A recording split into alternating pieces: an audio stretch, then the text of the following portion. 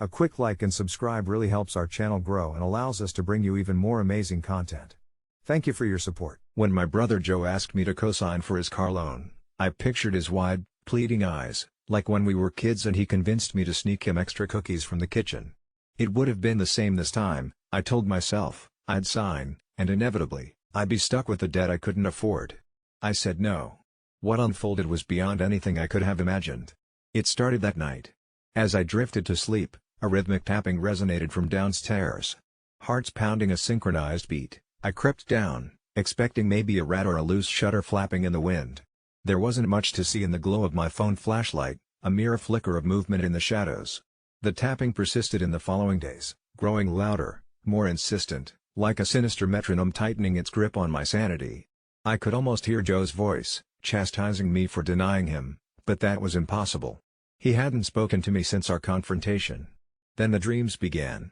In them, Joe's once familiar face was distorted, grotesque. He stood at the end of my bed, whispering accusations of betrayal. His words dripped with venom, each syllable sinking into my mind like daggers, making sleep an unbearable ordeal. "You locked me out," he would hiss. "Rejected me, left me stranded." I woke gasping, heart racing each time.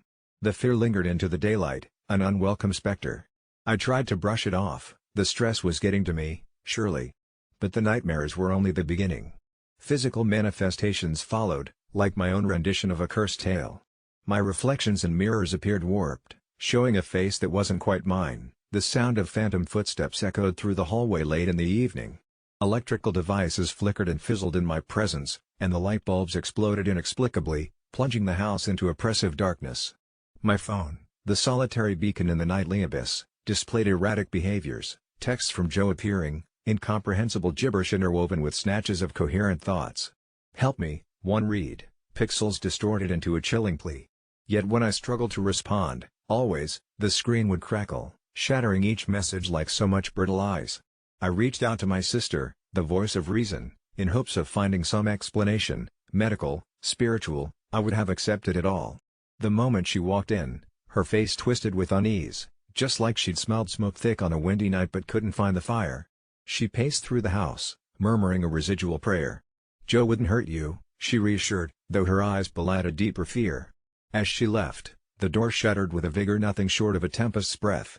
Things didn't get better. Mornings brought temporary reprieve, and I foolishly hoped that skepticism and sunlight would burn away the madness, yet every sundown reignited the curse. I tried ignoring it, tried offering Joe a symbolic apology in front of a half-empty makeshift shrine I cobbled together from childhood memories, hoping that somehow, wherever he might be, his judgment would cease. What I couldn't ignore was the crescendo of Joe's car pulling into my driveway one dim evening, its engine purring with malevolent familiarity. My breath caught in my throat as the driver's side door swung open, yet nobody stepped out. I froze, immobilized by the trappings of the impossible, eyes glued to an absence that I swore carried an intent to inflict harm. The car remained, an entity unto itself, omnipotent and heavy within the gloom. The realization struck that it was no car, it was Joe, or some echo of what he'd been, challenging me wordlessly. Trembling, I felt my refusal coil in my throat, a stubborn lump refusing to fade. "I'm sorry," I whispered to the emptiness. Nothing changed, the car still lurked, and with it, shadows whispered secrets ripe with my transgressions. Desperation drove me to frantically research curses, hauntings, any obscure lore that could lend a rational anchor.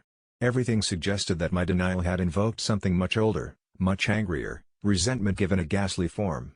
One entry stood out, detailing an ancient ritual to atone, a far-fetched solution yet, possibly my only hope.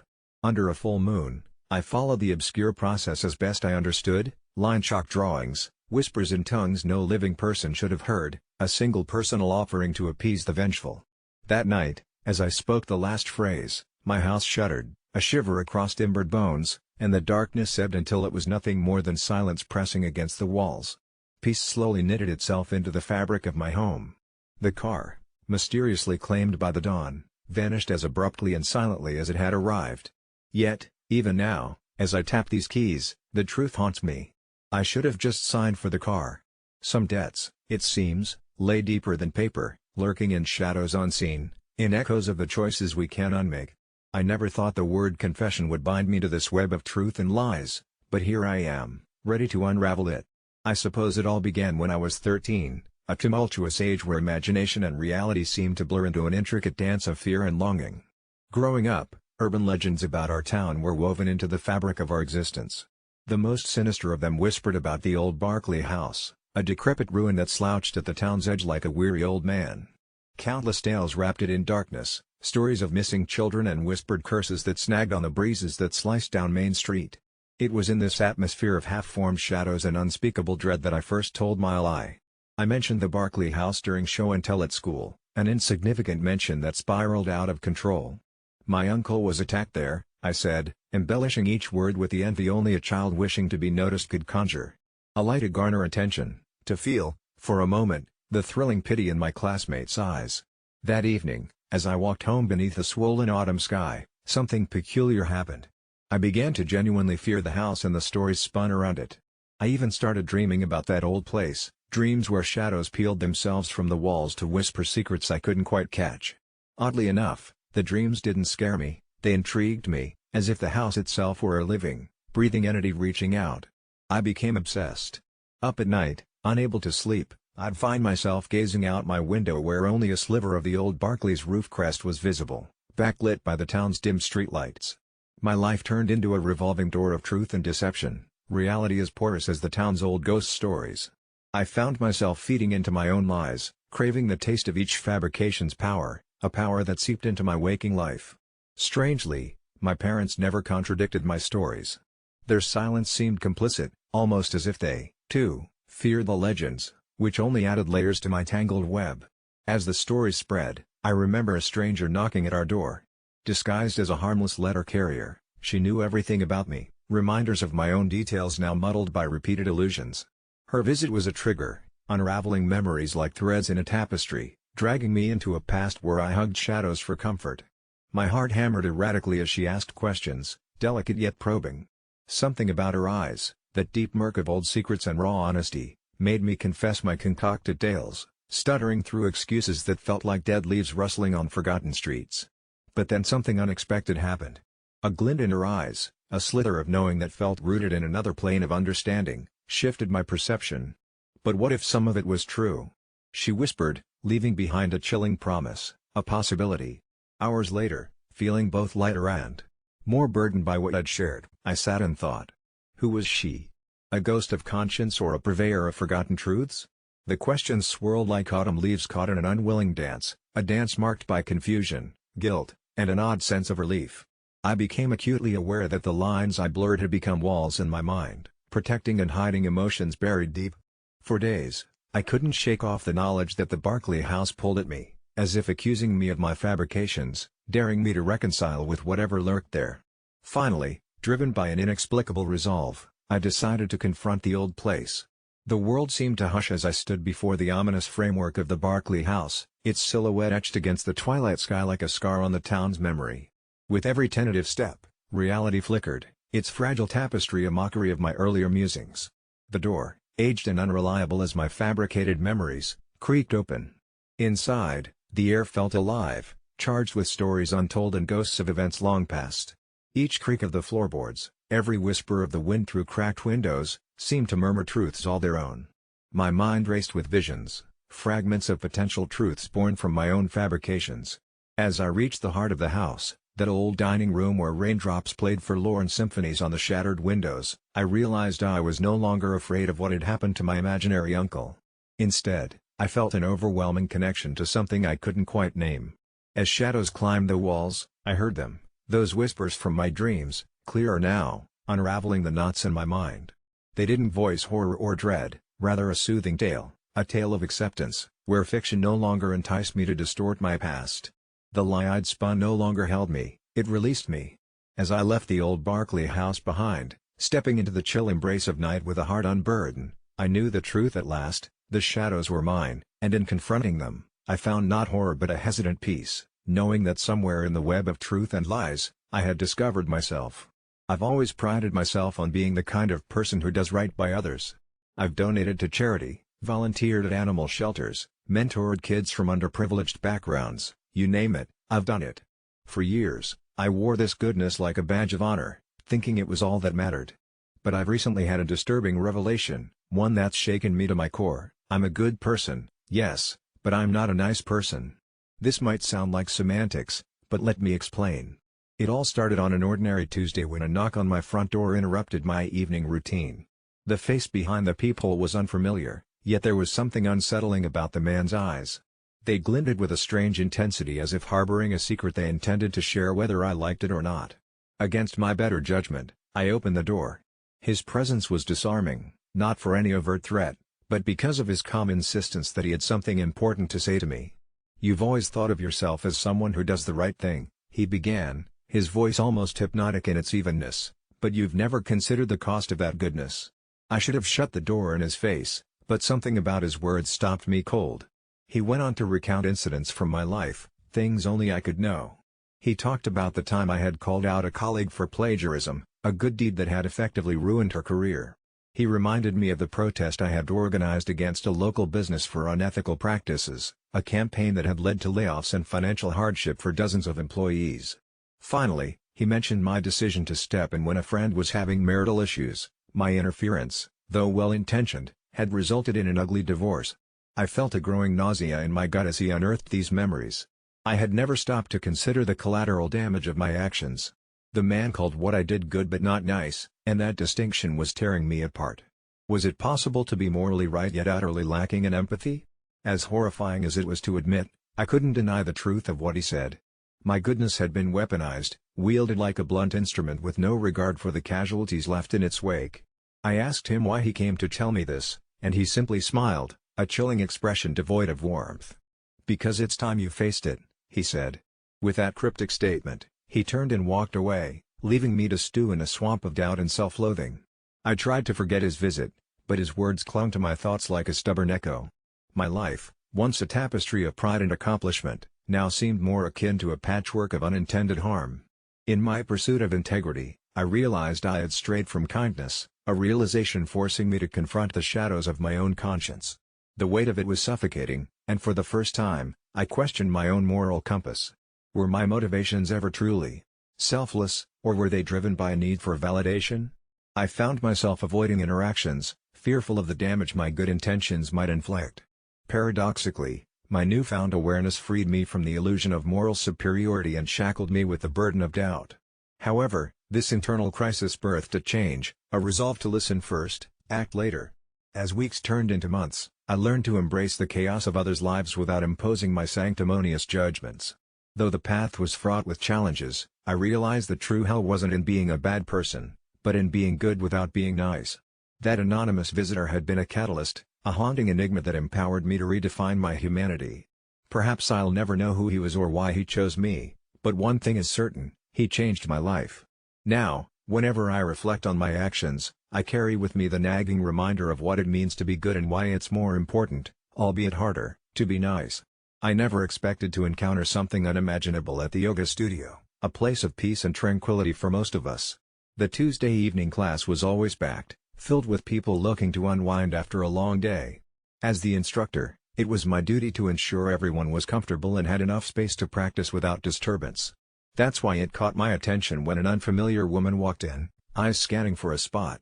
I noticed she paused when she saw an empty mat space in the back corner, an area many avoided, not due to lack of space, but because of an eerie incident a few months back. A regular student, Alex, passed away suddenly during a session, and it left an unsettling vibe in that particular spot. Most of the class still whispered about it, convinced that Alex never truly left us. When the newcomer laid her mat down in that space, a chill rushed down my spine. I never felt anything supernatural, just an odd tension in that spot, a sense of heaviness in the air. As I began class, I couldn't shake the feeling that something was off. My mind told me to ask her to move, a whisper of paranoia, perhaps, or a genuine gut feeling. But then again, what would I say? "Excuse me, could you move because some people think this place is haunted?" Would surely make me seem ridiculous, and perhaps she was someone who didn't believe in such things. Determined to focus, I initiated the session. The usual rhythm of focused breathing and gentle stretching commenced, but my attention kept drifting back to her. She seemed offbeat, as if she wasn't entirely present, or maybe she merely had her own sequence. My concern for disturbing the class balance warred with my curiosity, and a strange anxiety continued to brim beneath my professional demeanor. Soon, as we transitioned into more complex poses, the lights began flickering, throwing unsettling shadows along the walls. I heard gasps, students faltering mid-pose as the strobes of light created an uncanny, almost ethereal atmosphere, casting warped versions of us along the reflective studio mirrors. Then came the whispers, echoing quietly at first, rising like an imperceptible background frequency, words I couldn't distinguish. Everyone else seemed focused, unfazed, their faces serene masks, but when I glanced back at her, the new woman seemed transfixed, staring fixedly at her own reflection, as if in a trance. I knew I should end it there, break the spell of unease that tightened around us, but it was as though words lodged in my throat, paralyzed. Time warped into an infinite stretch, and within that warped instant, I saw her reflection change. It shifted subtly, facial features morphing, the eye sockets deepening, cheekbones growing sharper. It looked like Alex. Involuntarily, I took a step back, feeling a palpable force radiate from her, a gravitational pull of fear that clamped down on my heart. When she finally turned toward me, still in her spot, the flickering lights ceased, leaving only the dim ambience of the evening studio. The atmosphere felt lighter, as if waking from a shared nightmare, and the class continued, albeit with a muted tension. As I closed the session, hesitant eyes hovered over me, waiting for my explanation or perhaps seeking reassurance that everything was fine, yet I offered none. The woman approached me, smile benign but eyes knowing as if she had discovered an unspoken secret.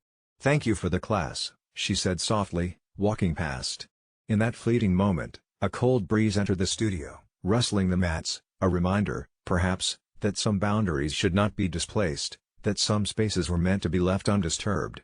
But the haunting question, one I dared not voice aloud, lingered: had Alex truly returned, or had I become a lingering specter of my own irrational fears? When I reached for my phone later, I instinctively typed a message intended for no one in particular, seeking absolution for letting a mystery remain unsolved in the shadowy folds of our everyday sanity, a mythasolida for not forcing this yoga student into a different mat spot. And as my fingers hesitated over the post button, a curious feeling, a knowing chill in the normally warm studio, suggested that sometimes, the mysteries we choose to leave untouched are the ones that silently watch us, waiting, from mirrors or the dim corners of our own reflections. I knew something was off the moment Aunt Lydia started referring to me as off my meds. We were sitting in the lounge, the last tendrils of sunset snaking through the blinds, discussing our upcoming family trip to the remote cabin in the woods, a tradition my family had upheld for generations. My aunt had always been eccentric, but I'd never heard her say anything as condescending as what slipped from her lips that evening. I brushed it off at first, assuming she must be joking, but her steely eyes and the peculiar smile that tugged at her lips suggested something malignant, a seed of doubt planting itself in my mind. The cabin had stood for over a century amidst the towering pines and was rumored to hold secrets from the ancestors, tales of whispered voices in the trees, shadows that moved against the grain of the natural world.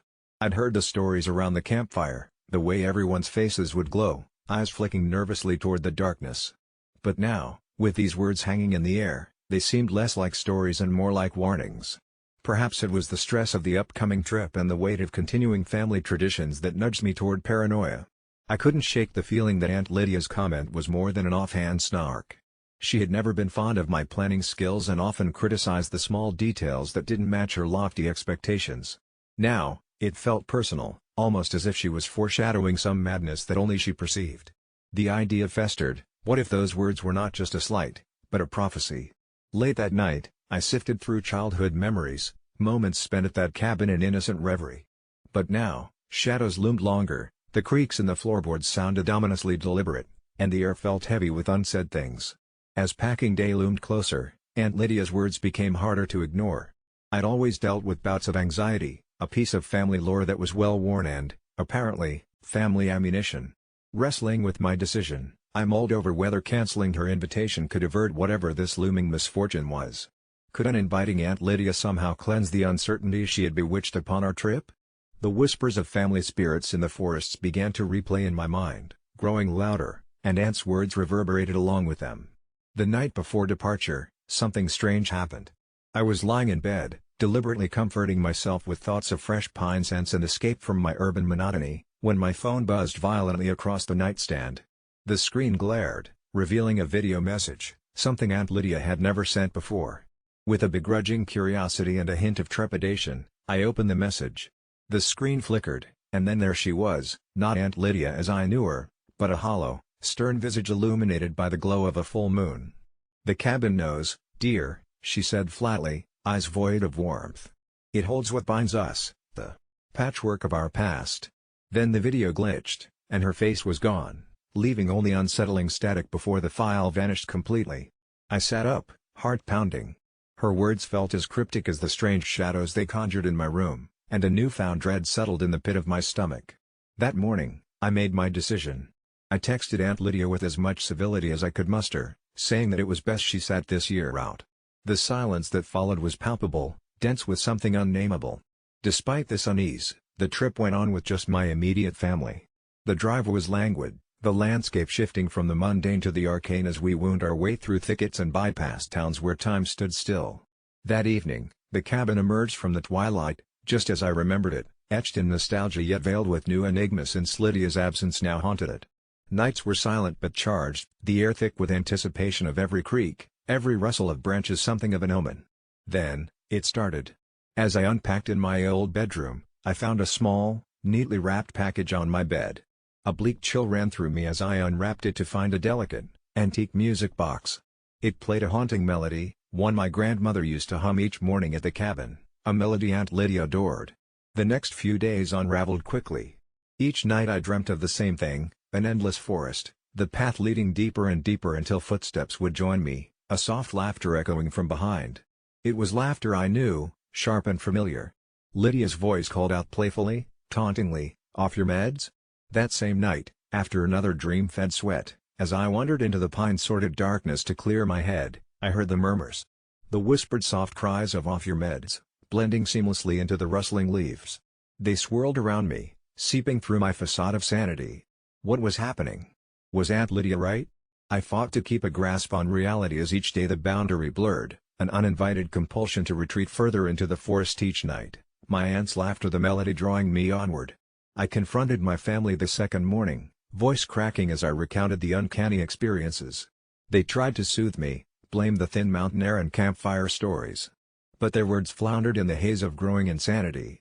On the final night, as silence nestled in every corner of the cabin, I sat, the music box between my palms, an unending lullaby of forgotten lies and perhaps, unforgiven pasts. The power flickered, plunging the room into a darkness that felt too deliberate to be coincidental. Then, with a surge that almost seemed to rewind time, the lights returned, bringing something else, the unmistakable scent of Aunt Lydia's perfume, capturing the room in a grip of haunting nostalgia. I awoke in a daze sometime later to the sound of familiar laughter outside, followed by the wind weaving through the trees, whispering the same taunting question. Gathering courage painted with desperation, I flung open a cabin door. The chaotic melody within me quieted as I stepped into the woods. Moonlight spattered the path ahead in dapples, leaden with the song that had transcended words and became family lore. With each step, spatial awareness sought to fail, my footing precarious upon a slippery metal precipice. Finally, I reached a clearing, and there in the moonlit halo stood Aunt Lydia, as if the boundaries of life had softened in my absence. Her eyes were not harsh anymore, but curious, simultaneously knowing and forgiving. "The woods hold their own memories, my dear," she cooed, and in saying so, pardon the ancestral ties she, a ghostly figment or otherwise, now chose to surrender. Together we stood in delicate silence, the cool air folding around us like the arms of our predecessors. In that moment, an understanding washed over me. Whatever family relic had gone metaphorically or literally missing, so had the hurtful echo of Aunt Lydia's words, and, perhaps, so had my need to hold on to such earthly things. The forest whispered one last farewell as I retreated, returning to a world where boundaries and sanity regained their tenuous claim, a world absent Aunt Lydia, finally re-signed to whatever story our lineage had woven throughout these woodland enclaves.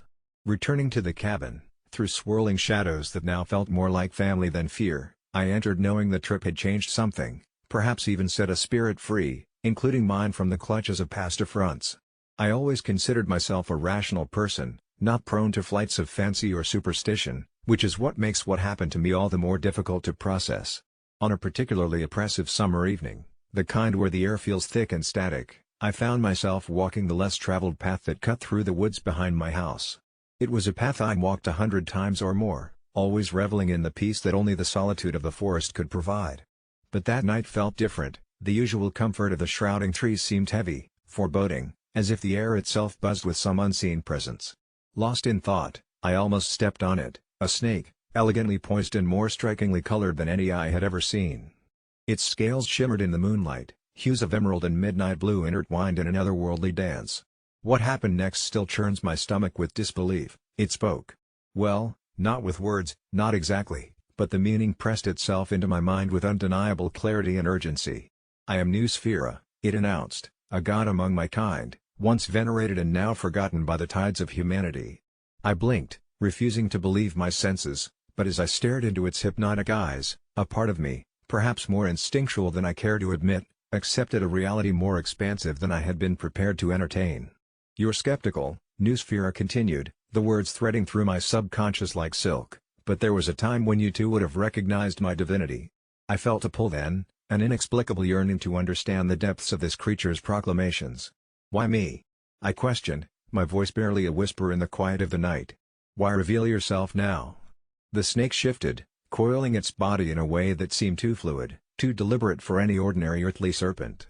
"Humanity has lost its way, you've forgotten the old rights, the balance between your world and the unseen. I am here to remind you, to guide you back, if you so choose." It was madness, and yet, the part of me that clung to skepticism was awash with a deeper, primal fear, an understanding that humanity had indeed veered off its path, losing touch with something ancient and profound. "And if I walk away?" I asked, feeling the weight of the choice pressing in on me. New Sphera's eyes flashed, a glint of mischief, as if it were privy to secrets of the universe beyond my comprehension.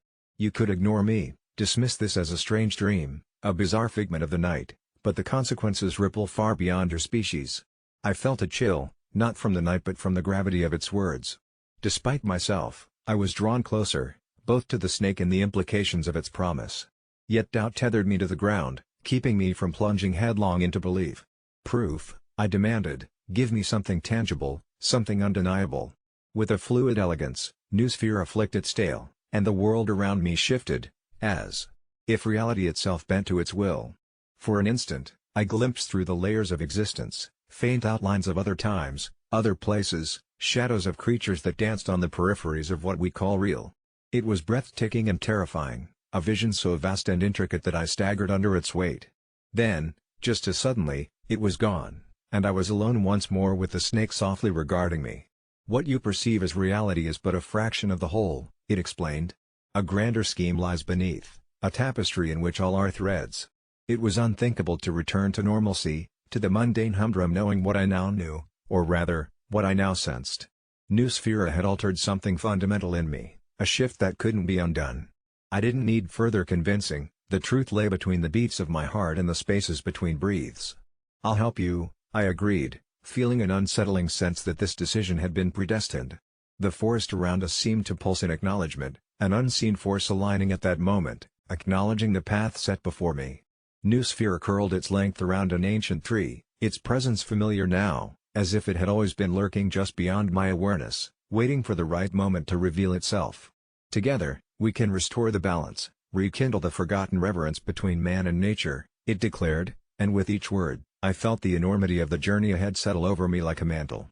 As it slithered away into the shadows, a part of me noted how the forest felt different, alive in a way it hadn't been before, colors more vivid, sounds more acute, as if every leaf, every whisper of wind hummed a silent acknowledgement of my newfound purpose. The rational part of me still balks at the story, hesitant to voice it, knowing it sounds like the delirious ramblings of someone lost to sanity. But deep within, I carry the unmistakable truth of that encounter, a truth that echoes across the silence of the woods wherever I tread. Now, days turn into nights and nights to days, each filled with signs and whispers that I didn't notice before.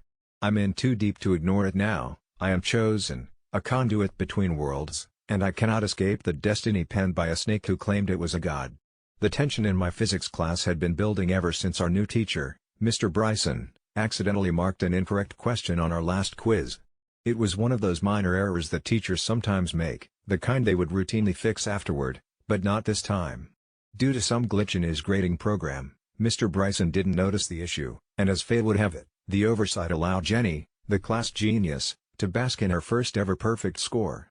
It was all anyone talked about, how she celebrated by treating us to ice cream during lunch, how her parents even promised her a trip to Europe if she maintained the grades.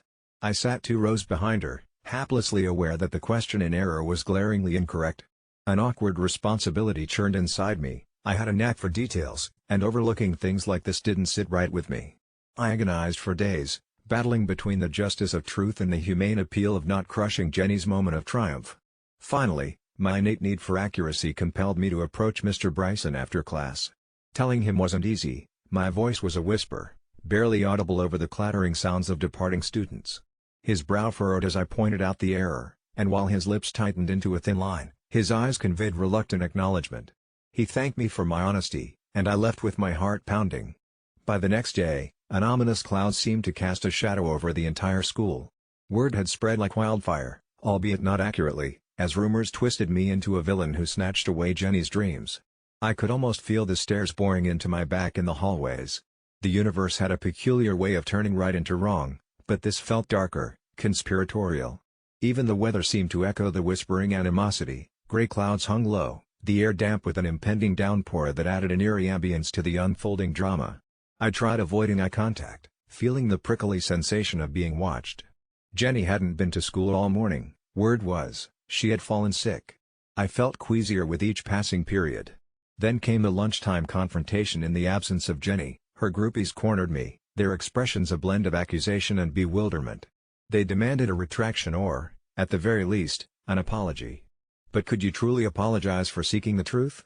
My mind reeled, desperate for a way to convey that I meant no harm, that the real struggle had been internal, and perhaps equally costly. As the day dragged into ominous twilight, the school seemed to shapeshift into something ancient and haunted. Whispers turned to ghostly echoes as unfamiliar chills ran down my spine when I walked past the art room. Was it my mind, heavy with guilt, playing on my imagination, or did the shadows in the corridor shift slightly when approached, as if retreating into their age-old refuge? My footsteps fell into a rhythm, one that seemed strangely synchronized with another set of steps, ones that halted when I did and resumed just a split second later, always lurking just behind me. I couldn't discern whether they belonged to a fellow classmate or an unseen force manifesting from the deeper layers of my subconscious guild. The bell finally heralded the day's end, but the dread that clung to me only thickened as I journeyed home. That night, as I lay in bed, trying to stave off the relentless anxiety, a notification pinged, a message from an unknown sender in my school's group chat. It was a video taken from a hallway security camera, grainy and cut, showing me speaking to Mr. Bryson after class. The caption read, "You can't hide from the truth." My stomach twisted. The universe seemed to conspire against me, or perhaps this was a test, a twisted check of moral integrity. Unable to sleep, I paced my dimly lit room. Shadows moved like liquid nightmares across my walls, and the restless wind outside pelting against my windows began to resemble an insistent tapping, a gentle prodding at the edge of my budding paranoia. I checked my messages again, only to discover it wasn't just a video. Now there were texts from classmates, some supportive, others vicious and laden with thinly veiled threats. My fading resolve slammed against a brick wall when I saw a message suggesting I had broken something fragile within Jenny, something not just academic. The next few days blurred into a cold repetition, each filled with not-so-subtle hostile glances and an overwhelming sense that something vital was changing in the fabric of my reality. The school didn't bother with the cookie-cutter complaints anymore. There was unspoken tension across classrooms, the kind you could almost touch. Jenny returned with shadowed eyes, her once vibrant presence now muted. Her silence was loud, an echoing indictment against me, and the day she approached me was when the last thread of normalcy snapped. It was during a free period. The basement library had an air of forgotten histories and secrets, perfect for studying unseen. But in that secluded corner, Jenny found me. Her voice, though directed at me, seemed to carry the weight of someone speaking from two dimensions, one real and the other burdened by a hidden, eerie realm. "I know you didn't mean harm," she began, her words like gentle rain, "but some truths are meant to stay buried." Her eyes, usually a calm brown, seemed now to harbor flickers of something unknowable, as if a deeper truth fought to surface. She spoke of dreams that turned to nightmares, of strange images, symbols that etched themselves into the walls of her mind, urging her to rewrite a cosmic wrong that neither of us could comprehend. "Some truths," she whispered, "unleash what shouldn't be disturbed." Her words left me shaken, battling an inexplicable force within my mind that told me she was right. That night, I dreamt of the school, its corridors stretching endlessly, filled with things unseen, whispering secrets no history should bear. The next morning, I awoke with a single thought stealing my clarity: Perhaps some victories aren't meant to be achieved, and maybe my obsession with correction had ripped a fissure in an otherwise seamless world. At school, I sought Mr. Bryson, planning to convince him to let the matter fall back into obscurity. But his absence resonated as strange. Students mingled rumors of resignation, until it was announced he had abruptly transferred, the reasons shrouded in polite mystery.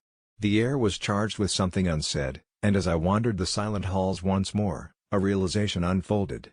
In my quest for righteousness, I had defied more than just human error. I had awakened something ancient, a lurking awareness within the very bones of the school.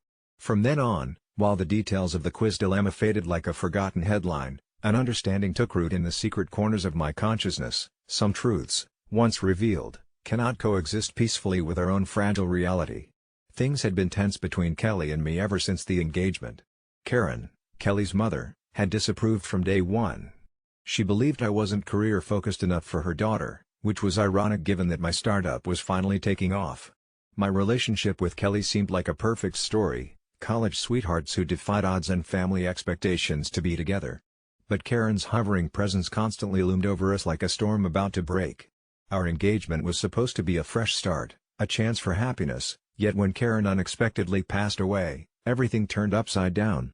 One night, just after dinner, Kelly asked if I would help pay for Karen's funeral. The words left me stunned. It wasn't that I couldn't afford it, the startup had its ups and downs, but I could manage. It was the principle of it. Karen had never treated me with an ounce of kindness or respect. Every holiday, every birthday, she found ways to insult me in ways that Kelly always seemed to dismiss as her stress talking. Despite all this, I had tried to be understanding, putting on a brave face for Kelly's sake. Now, it felt like a final betrayal, a strange request from the love of my life but in some twisted shape that no longer felt loving, more like an obligation. Kelly's plea echoed around my mind, she didn't have much, and it's the least we can do. We. That word stung, as if now I were suddenly part of a collective unity that, when it came to Karen, had always been absent. I tried to reason through my conflicting feelings, muttering something about how I would think about it, knowing in my gut my answer was likely a solid no. The night stretched on with its oppressive silence. Kelly retreated to the bedroom, leaving me alone with my thoughts, the flickering light of the TV the only companion. It was then that I noticed the cold air in the room, despite the furnace working. The temperature had dipped unnaturally, sending a shiver twisting up my spine. The pictures on the walls, their occupants staring vacantly, deepened the unease that danced along my conscious mind. Just as I dismissed it as nothing more than a freak draft, the light flickered once more before plunging the room into darkness. A power outage? Yet it felt more personal, somehow. The atmosphere grew heavy, pressing against my temples as my own heartbeat filled the silence. Fumbling for the flashlight on the coffee table, I called out to Kelly, but she didn't respond. The feeble beam cut through the dark, casting long shadows that seemed to quiver with life. As my eyes adjusted, I saw her, Karen, or at least something that wore her face. She stood by the window, illuminated by the ambient glow of the streetlights filtering in. Her expression was twisted in hatred, every part of her resonating the disdain she'd shown in life but now magnified, amplified. She didn't move, didn't speak, yet a voice filled my head, dripping with contempt and malice. For all you took from her, you owe her this much. My heart pounded in my chest, my breath quickening as I stumbled away. This wasn't real, couldn't be real. The specter vanished as abruptly as it had appeared, leaving me shaking, questioning my sanity. But the chill remained, permeating the very air. Kelly was still not responding, and a dread clawed its way through me as I pushed the bedroom door. It opened softly to reveal her peacefully asleep, completely unaware of the turmoil that had taken place within our home. I couldn't bring myself to wake her, not like this. Instead, I lay beside her, eyes fixed on the ceiling, chaos swirling in my mind. The next few days were a blur. Kelly seemed oblivious, completely and mercifully unaware of what I had witnessed. Karen's funeral approached, every step toward it feeling like it pulled me, dragged me toward an abyss I feared to name. As much as I tried to convince myself it was all stress, all the hallucination of a mind overworked, depleted, the memory clung to me. Every shadow seemed to hide her, every cold draft was a whisper of her presence. The day of the funeral arrived under gray skies threatening rain. I decided, in a moment of clarity or perhaps surrender, that I would contribute. Not because she had convinced me in life or even in that haunting moment, but because Kelly deserved peace. The ceremony was a somber affair, hushed tones and stolen glances that I pretended not to notice. As we laid her to rest, The clouds broke and the first drops of rain fell, mingling with silent tears. I would never tell Kelly what I saw, not fully.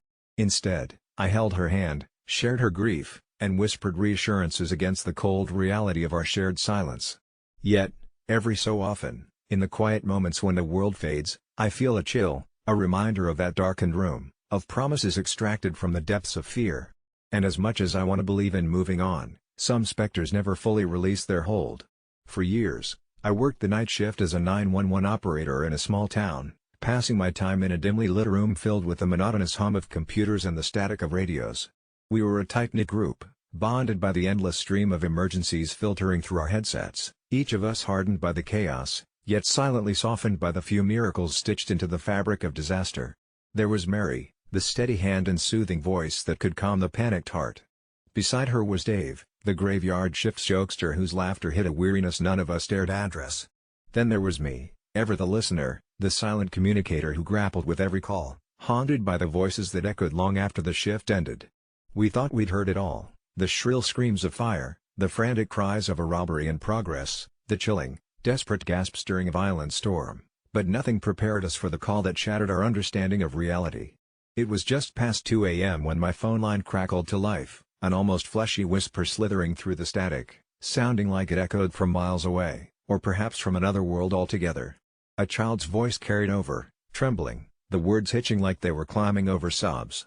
"Help me," they pleaded. "The man in the mirror won't leave." A peculiar chill crawled down my spine, a sensation foreign to my otherwise jaded senses. It wasn't unusual to catch prank calls or cryptic messages from sleepless pranksters, yet there was a haunting sincerity to this plea, a raw desperation that suggested a tangible terror.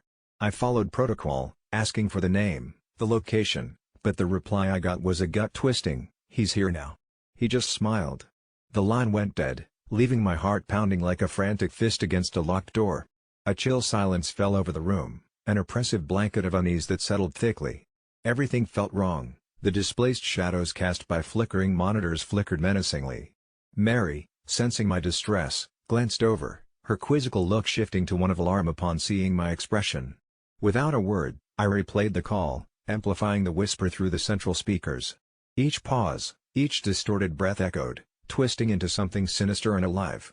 The air crackled with tension, a tangible electric hum as though the room itself was reacting. Dave, usually unflappable, looked visibly unnerved. "This sounds like..." He hesitated, searching for a rational explanation, but failing spectacularly. His humor was missing, leaving only the raw edges of inexplicable dread. We decided to trace the call, diving into a maze of digital footprints that led to an abandoned house miles away, clipped with rumors of hauntings and voiced curses that carried through the night wind. It was notorious among the locals as the Mirror House, a monument tangled in tales of crazed reflections, where those who ventured inside claimed to see shadows of their own deaths, anguished nightmares etched into every reflective surface. Driven by the need to protect the voice that had reached out to us, we called in the closest patrol car. Officers Jennifer and Mark responded, heavy skepticism trailing their every word. As we stayed on the line with them, our breaths synchronized with the static, a nervous connection that tethered us to their movements. They approached the property cautiously, transmitting live as they breached the eerie silence of the house's threshold. Each creak of the floorboards echoed with eerie precision through our headsets, immersive and chilling. Jennifer described the oppressive aura, the way the air seemed to chill exponentially as they moved deeper into the house. Mark called out, his voice breaking against the shadowed walls like a rapidly dissipating echo. Then, they found the mirrors. Endless and unsettling, reflecting not just their images but something else, a feverish play of shadows that danced unsettlingly, like puppets on strings of malice. Inexplicably, the mirrors multiplied. Mark's breath caught, a choked sound that spiraled into a scream cut short. Jennifer gasped, whispering hoarsely through the line, "The reflection. It's not us." We heard the chaos. Jennifer's headset crashed to the floor, scraping sounds, desperate footsteps, each intake of breath a choked symphony of horror. Then, silence. We tried raising them repeatedly, our hands shaking as fear seeped through. Hours passed, felt like an eternity of inaction, our thoughts spinning into dark spirals. The next call we received was from dispatch. The house had seemingly folded in on itself, an impossible implosion that left only fractured glass reflecting a nightmare tempest. No trace of Jennifer or Mark was found, just the whispering wind playing out a sorrowful dirge across an empty lot. As the sun clawed its way up an indifferent horizon, we slumped in our chairs, changed, tainted by an experience we couldn't comprehend. We flipped through the reports, the official statement sterile and dismissive, another unsolved mystery in a town that leaned heavily on superstition and shrugging acceptance. In the days that followed, I quit. Even as I stepped away, the whispers lingered, pulling at my sanity. The calls dwindled, as did the once unshakable camaraderie of my colleagues. I heard Mary left too, her cheerful counsel turning into a quiet resignation, wrapped in unease that clung like a shadow. Dave vanished. Some say he went to confront the house's remnants, drawn by some unfinished connection. They say he never returned, leaving only the ghost of his laughter to haunt the radio waves. People say we're not the same anymore, and I have to agree. The role of a 911 operator is to create order from chaos, but that night, chaos spilled over, surged beyond the tangible boundaries of our reality, leaving us adrift in its wake. We became something other, shadowed reflections of who we'd been, caught permanently in the mirror's gaze. It's a place I don't recommend you find yourself, and as I write this, I can't be sure if I'm staring out of the window or looking into the abyss. It all started the night I found Sarah lifeless on the living room floor, eyes wide open, staring blankly at the ceiling. My heart seized as I knelt beside her, shaking her shoulders, calling her name over and over. No response. No pulse. Cold. I don't really remember what happened after that. It's all a hazy whirl of panic, the desperate fumbling for my phone, dialing 911, and the helpless hours waiting in stark hospital corridors. The doctors said they couldn't find a cause of death, which twisted my grief into a darker shade of confusion until I did something I never thought I'd do. I went home, sat in our shared silence, and scoured through her things, desperate for answers. That's when I stumbled upon her journal wedged underneath the mattress on her side of the bed. The pages were filled with her handwriting, but as I read, it became chillingly clear these were not the musings of a woman in distress, but a collection of memories that weren't quite hers. First, they seemed like normal entries, birthday parties, vacations, mundane reflections about work and us, but as I delved deeper, the ink communicated a life unfamiliar to Sarah, a life where she'd never met me, details of childhood events she'd never mentioned, entire lifetimes she'd supposedly lived, none involving our life together. Each journal entry felt as if it was penned in another dimension, until I came across yesterday's date. There, in eerie precision, she described how I'd find her unresponsive on the floor, and that this was just as it should be. The reality pierced me as if shot by an invisible arrow. My wife had been a ghost writing her own existence. She wove tales for herself in overlapping realities. I dropped the journal in shock as the room spun around me. Then, as if commanded by an unseen script, I was drawn to her computer, her email marked drafts as if glowing. One draft was devoid of the usual pleasantries. To me, it felt like a confessional, more than a message. In maddening detail, it unraveled her life as an experiment, governed by something or someone beyond my comprehension. It insinuated I was an unwitting participant, cocooned in an elaborate illusion of love, and eerily suggested neither of us were truly alive, just echoes of a greater consciousness whims.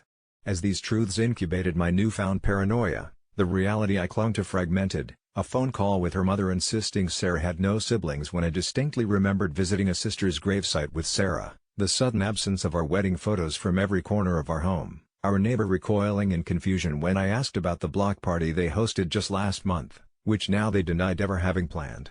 I felt the walls closing in, like an actor gripping at the fourth wall, begging for soliloquy.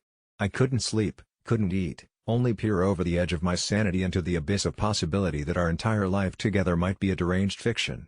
Then, came the final email, new, and only partly formed, as if it had written itself, a collection of timestamps, culminating in one-line conclusions that demanded the attendance of audiences in other realms.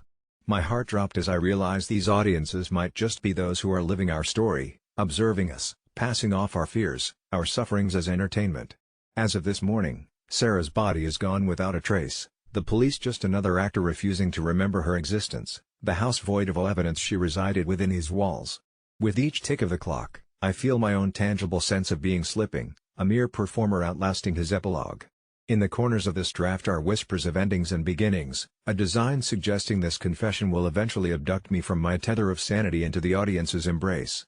I have no proof of my utterances, no photos, no forgotten keepsakes save for a fading scent on her pillow, just this typed echo, tirelessly reaching out. But I realize now, none of it matters, because in reality, our existence, my existence, might simply be a page you turn, A story you read before bed. As I press send, I wonder if winding your disbelief into belief might be the only real possession I have left. After all, in a world where the lines between life, death, and fantasy blur, who can truly say what never was? The first thing you need to know is that my sister, Jenna, has always been a little different. Not in a bad way, just different. Even as kids, she had her head in the clouds, turning cardboard boxes into spaceships and believing her teddy bears spoke to her at night. I always thought she'd grow out of it, maybe chalk it up to a vivid imagination. But then, Jenna became pregnant. She was over the moon, lining up doll-sized clothes even before she started to show, naming her little one long before the ultrasound could confirm its gender. No one questioned her excitement or her meticulous preparation. After all, impending parenthood does funny things to people. Things took a turn when she started talking about the light. Jenna babbled endlessly about waking up in a glow that seemed to emanate from nowhere, surrounding her belly in a soft, pulsating warmth.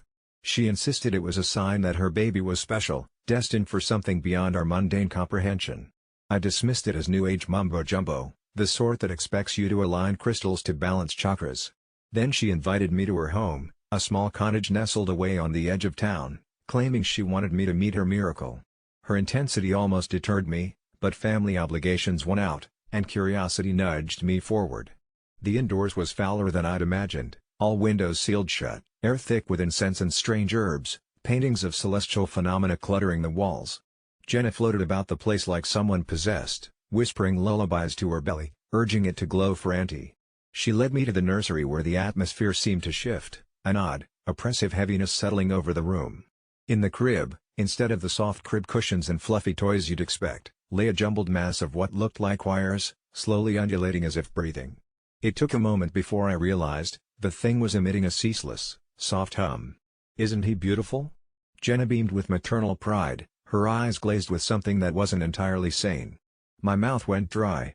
At first, I thought it was some art project, an elaborate joke, but the reverence in her voice chilled me to the bone.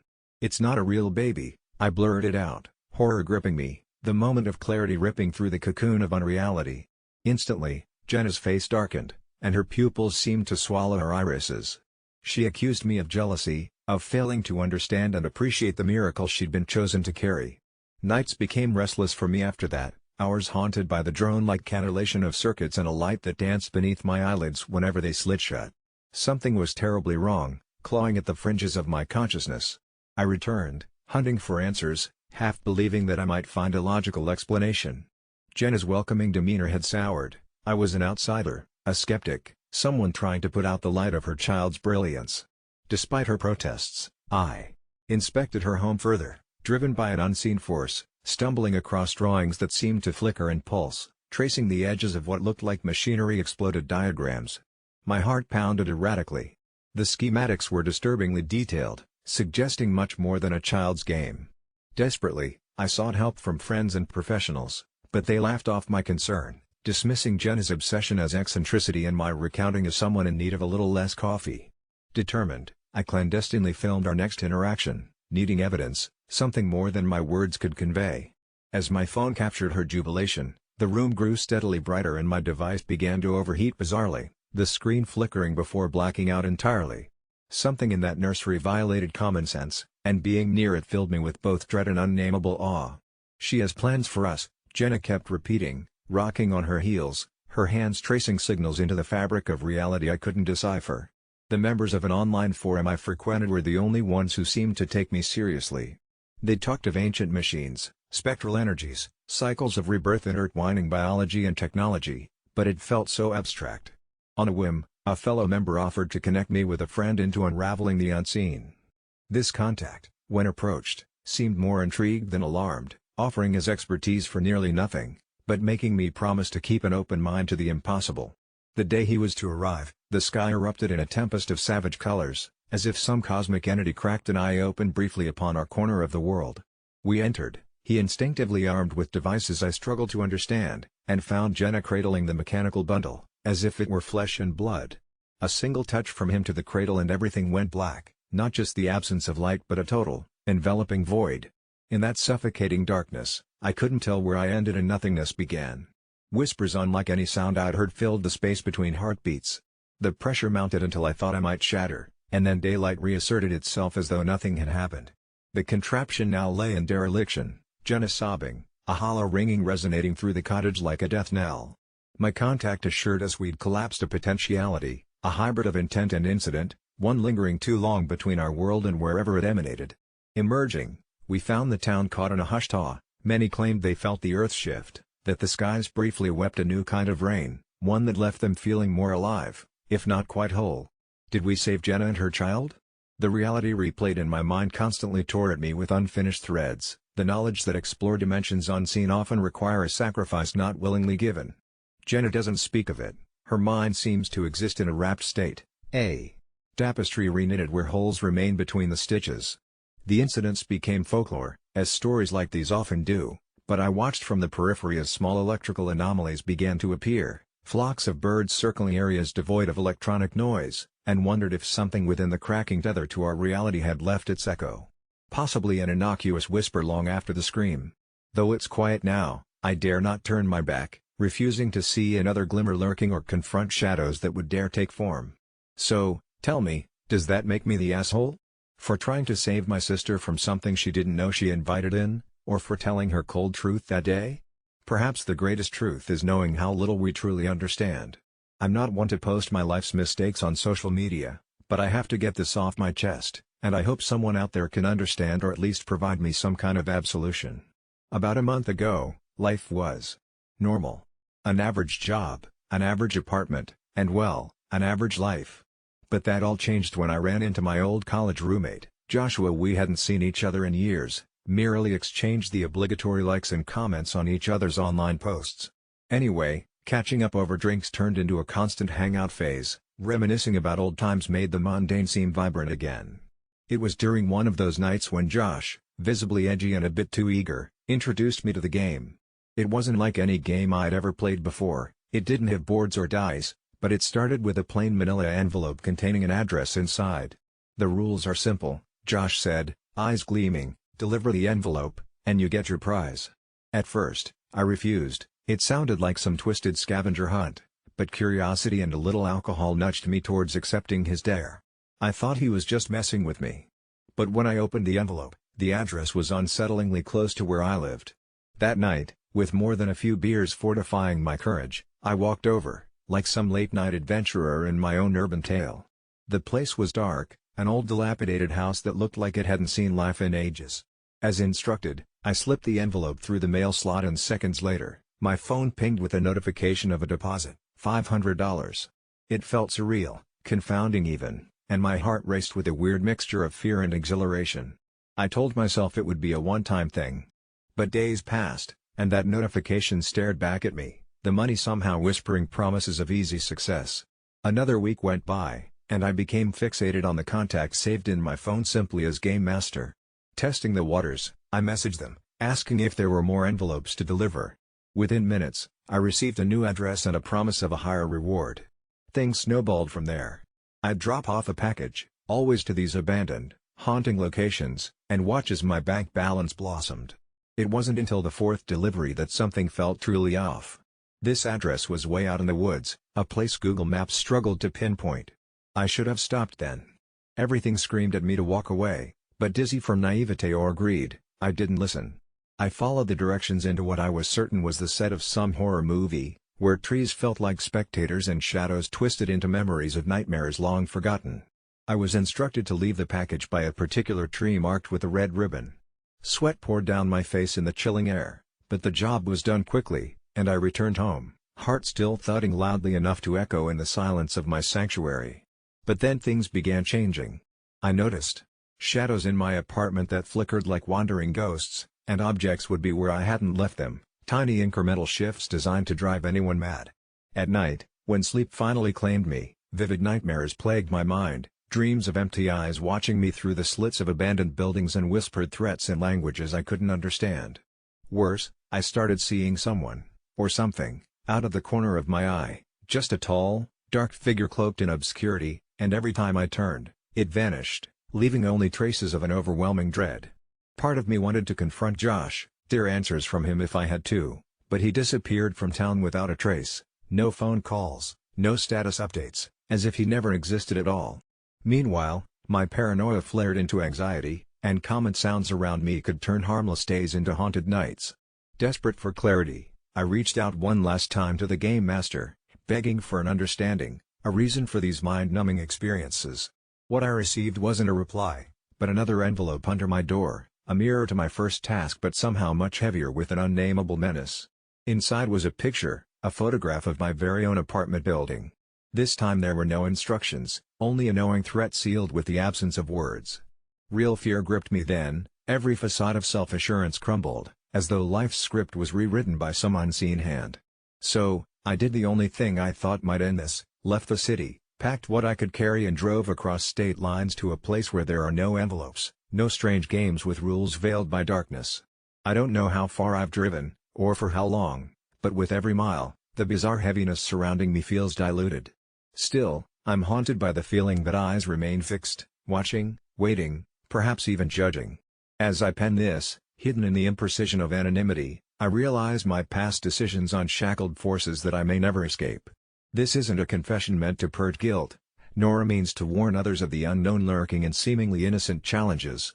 Rather, this is a scream into the void, a kaleidoscope of pixels and words, hoping that when you read this, somewhere far beyond where I have traveled, a part of my heavy truth reaches through the reflective glow of your screen, touching the wisdom in your core. If you ever find yourself tempted to play a game without rules, to walk the blurred lines between curiosity and destruction, I urge you to reconsider. My story twists in the churned depths of something old and malevolent. It's a tale which stalks my movements, turning peace into a fractured silence I have come to embody but have yet to fully comprehend. When my brother Danny announced his engagement to Lily, we were all surprised. Not because Lily is a bad person, far from it. She's charming, lovely, someone you'd instantly want to befriend at a gathering.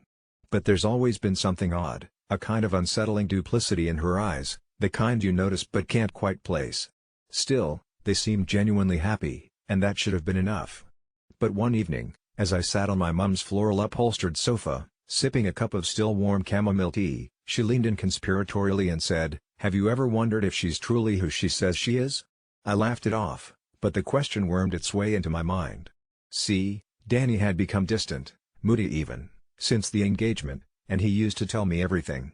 Now he barely returned my calls. Mum had found another outlet for her suspicions, Lily's claims about her past, especially the part about having given birth at 17 and giving the child up for adoption. It seemed tragic, and Lily would often tear up at family gatherings when the subject of children came up. But as we dug deeper, call it gossiping or whatever you want, things didn't add up. There were no hospital records we could find, no pictures of her pregnant, not even a passing mention from any of her old friends about her facing such life-altering circumstances. I figured maybe it was a testament to her privacy, but when 3 different childhood friends of hers had never heard of an adoption, it seemed peculiar, especially since social media is as chatty as it gets. The unease simmered. Mum was adamant and started looking into the possibility of hiring a private investigator. I told her she was being ridiculous, but another part of me, the more superstitious side that often prevails in the dark of night, was curious. I gave in and agreed to accompany her to meet up a week later. A small, brisk man named Colin who listened to our story with an expressionless face agreed to dig in a little, out of his curiosity more than anything else. The investigation, according to Colin, started unassumingly with phone calls and database searches until, as these stories often go, a strange coincidence blew it wide open. A month before Lily's alleged adoption date, she had spent considerable time in a small coastal town, vacationing with her family. But Colin found no records or even photographs of a girl in her situation, visiting local hospitals or clinics. On a hunch, he followed an old photo to an artist commune near the town, one known for its eccentric gatherings and, as Colin put it, ritualistic interests. There, he stumbled upon what he could only describe as a makeshift shrine, candles, dolls, and a series of unnerving photographs seemingly venerating a pregnant Lily. The artist who had taken the photographs had an unsettling look when Colin mentioned Lily by name, one of realization yet veiled by something darker. He brushed Colin off, calling it an expression of reverence for the ether. "Mother." Feeling chills yet unsure of what to make of it, Colin reported back, leaving us and his findings on edge without concrete answers. But we couldn't stop now, the mystery gripped us tighter than any familial loyalty. That night I had a dream, or maybe a vision, Lily, veiled in white, standing at the edge of a forest by the sea, whispering secrets to the night. Her eyes met mine across the distance, deep pools of swirling lies or neglected truths, I couldn't tell. When I awoke, my phone buzzed. It was Danny. I hadn't heard from him in weeks. His voice was strained, tinged with disbelief and fear. He had found something, our father's obituary adorned with another family's name and photographs. His discovery crumbled his world, but for Mom and me, it set in motion the realization of the apparition I had just encountered. The truth unraveled that Lily was not merely deceiving us about her past, but she was intertwined in something bigger, a web of identities manipulated to weave into the lives of unsuspecting families, taking root, and changing fates. A scam? A curse? We discovered after sleepless nights that Lily, or rather the spirit that beckoned through her, had a hold over love and fate, marrying into families, sowing discord, drawing them to the brink of ruin before vanishing without a trace. In our obsession to know more, to protect Danny and bring back his laughter, we dove deeper into the void. I was losing sleep, haunted by those eyes every time I shut mine, as I pieced together the fragmented stories of past victims, finding solace only in Mum, who seemed eerily more resolute, like she was cut from an ethereal cloth, the only one capable of mending the tapestry of lies engulfing us. Whatever entity was feeding off our family's despair, it had erred by underestimating a mother's bond, one that could neither be broken nor rewritten by spectral ambition. I didn't expect to write this, yet my fingers keep typing into the abyss of the internet, seeking counsel or exorcism. Am I the asshole for getting her involved, for trying desperately to unveil a secret sown in darkness? Perhaps. But as the winds outside push eerily against the window panes, carrying whispers of the restless sea, I feel there's more to uncover, a veil yet to be torn. And if you hear your name carried on an unearthly breeze, be forewarned, for the Ether Mother draws near, and she always comes to collect. I've always known the job came with quirks, but nothing prepared me for the reality as a tribal correctional officer on the margins of the world, where legends still wove through the fabric of daily life like whispers carried on the wind.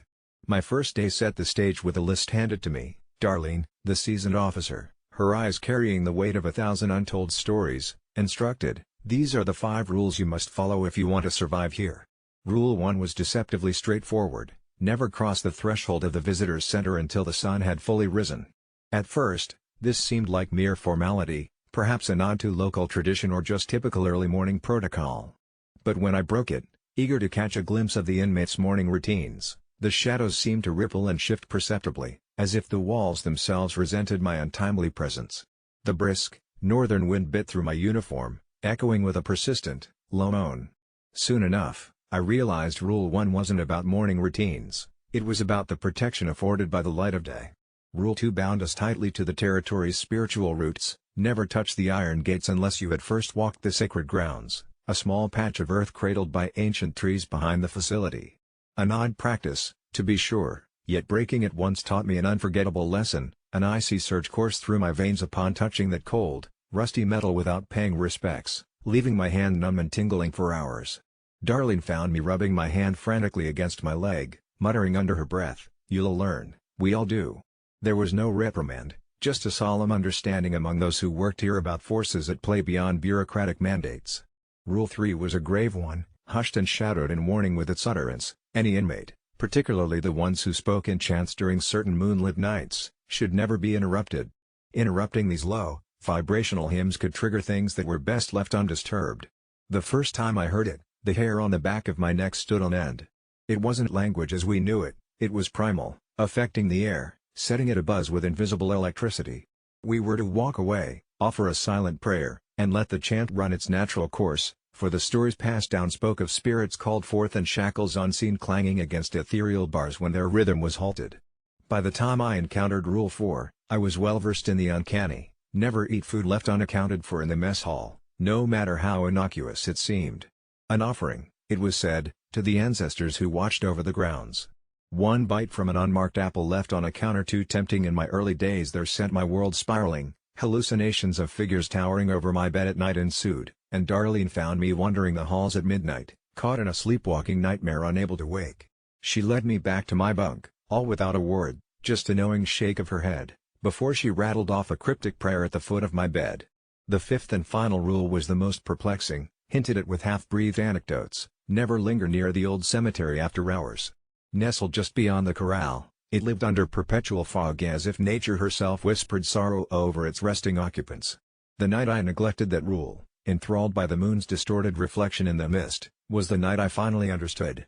I heard a voice, an impossible, deep resonance that thrummed in spaces between sound and silence. "You don't belong here," it spoke, not through threat but a mournful decree. Each step I took back towards the facility, the vegetation seemed to clutch at me, windswept and pleading.